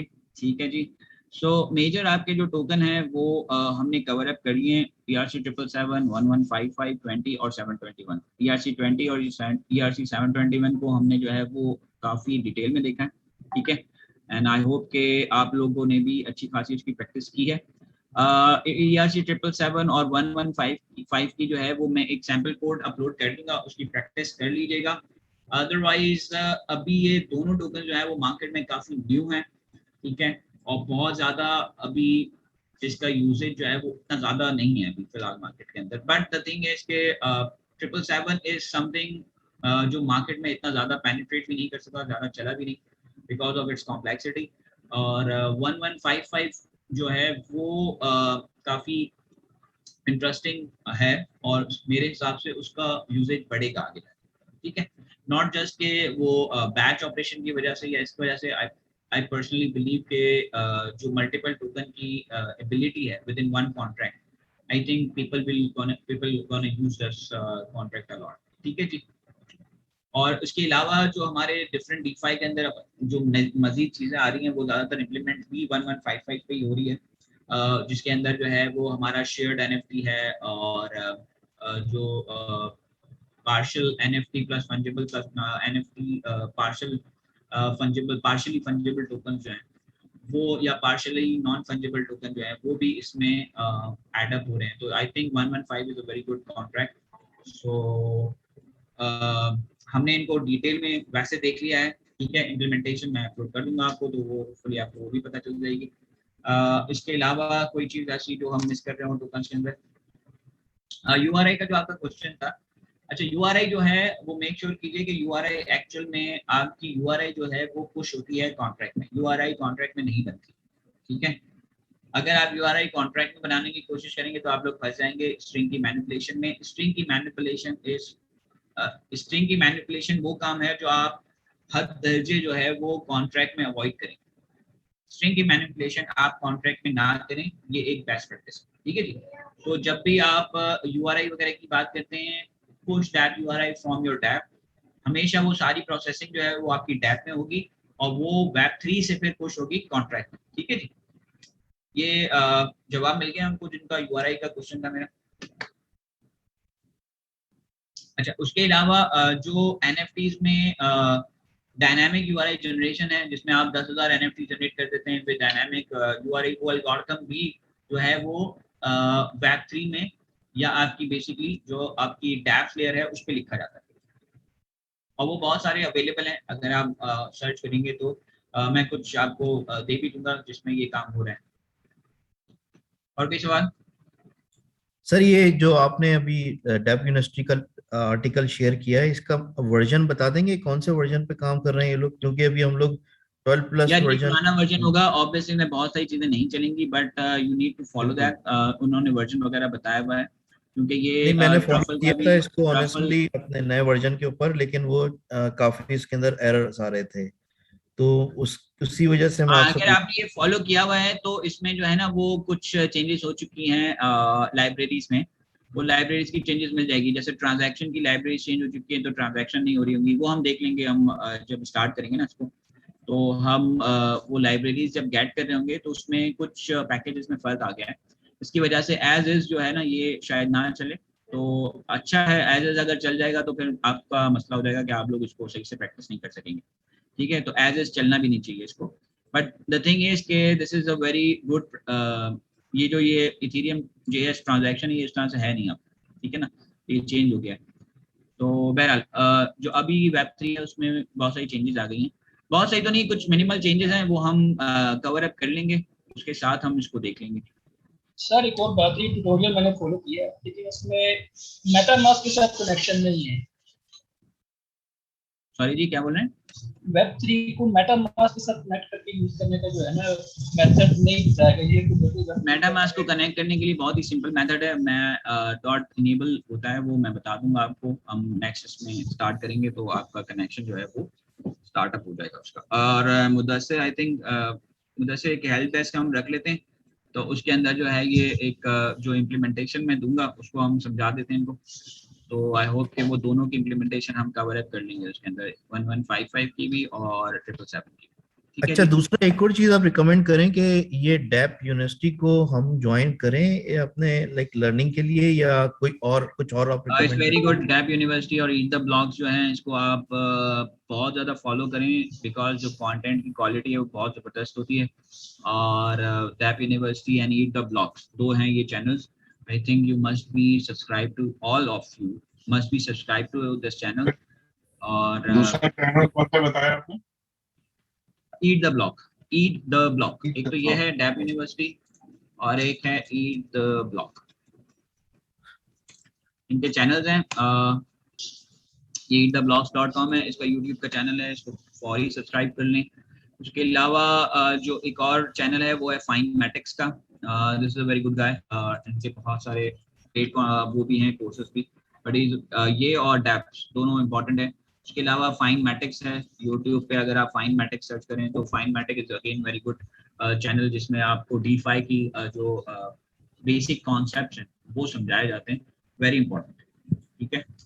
फाइनमैटिक्स है यूट्यूब पर अगर आप जाते हैं तो। Follow crypto news. Every day there is something new. If you want to become a blockchain developer, or you're supposed to understand every blockchain, there is a spot where ये फाइनमैटिक्स, ठीक है, ये चैनल है, बस you should follow this channel, बहुत ही important channel है। उसके अलावा ईट द ब्लॉग्स है, डैप यूनिवर्सिटी है, आप जरूर फॉलो करें इसको, ठीक है जी। सर ये जो माइनेबल टोकन होते हैं ये कौन से होते हैं जो नेटवर्क से माइन होते हैं, इनकी माइनिंग होती है? Mineable is just a mintable token, मतलब मिंट जिसको मिंट करना या माइन करना की बात होती है। अब जिस तरह बिटकॉइन है उसकी माइनिंग होती है तो वो फिर मिंट होता है।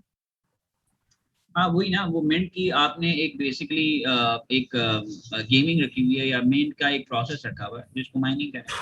तो यू कैन बेसिकली ये जो भी आप अपने कॉन्ट्रैक्ट में ERC-20 में मिंट का जो भी फंक्शन रख रहे हैं, जैसे buy, you buy and it will be mint, तो बाय एक बेसिकली क्या हो गया, माइनिंग का प्रोसेस हो गया कि किस तरह से मिंट हो रहे हैं। इसी तरह से आप बाय नहीं रख रहे, कोई और चीज रख रहे हैं, जैसे अगर वो आप ये कह रहे हैं कि कोई जनाब ये परफॉर्मेंस जो है गेम में जैसे है कि भाई इतना अगर एक्टिविटी उसने कर ली है तो फिर आप उसको मिंट करके एक टोकन दे दें, ठीक है। गेमिफिकेशन या लैडर आपका आता है ये, अरे ये आपका जो लेडर बोर्ड आता है, लेडर बोर्ड के अंदर आप बेसिकली बता रहे होते हैं कि कितना जो है वो एक्टिव है, तो उसके हिसाब से जो है वो उसको आप कोई ना कोई गेमिफिकेशन दे रहे होते हैं। तो that's the one way to do the mining और मिंटिंग। तो basically on a nutshell actual आप मिंट की जो लॉजिक लिख रहे हैं ना वो माइनिंग करते हैं, ठीक है। जो मिंट की कुछ भी लॉजिक लिख सकते हैं। ठीक हो गया सर, ठीक है जनाब, थैंक यू वेरी मच। हमारा टाइम हो गया या अभी बाकी है हमारा टाइम? ओवर हो गया जनाब, ओके। सो इंशाल्लाह मिलते हैं नेक्स्ट क्लास में। नेक्स्ट क्लास में हम Web3 कर रहे होंगे और मेरे हिसाब से आपका ऑलरेडी क्विज ड्यू है, मैं चेक कर लेता हूँ, होपफुली इस वीक या नेक्स्ट वीक में आपका क्विज जो है वो हो जाएगा, ठीक है जी। सर ये क्विज किस चीज के मुताल्लिक होगा, मतलब ये कि टोकन्स में से किस तरह आएगा? ERC20 है, फंजिबल टोकन आएंगे। आई डोंट थिंक सो 777 आएगा, बट आई थिंक 777 भी शायद इंक्लूडेड। 115 शायद ना हो। सर तो वो एक्चुअली किस तरह आएगा, मतलब यही MCQs आएंगे? वही आपके जिस तरह से हमारा तरीका है उसी तरह से आएगा। ठीक है जी, थैंक यू वेरी मच। और कोई चीज, और कोई क्वेश्चन? ओके जी, अल्लाह हाफिज, खुदा हाफिज, इंशाल्लाह मिलते हैं फिर नेक्स्ट क्लास में। अल्लाह हाफिज।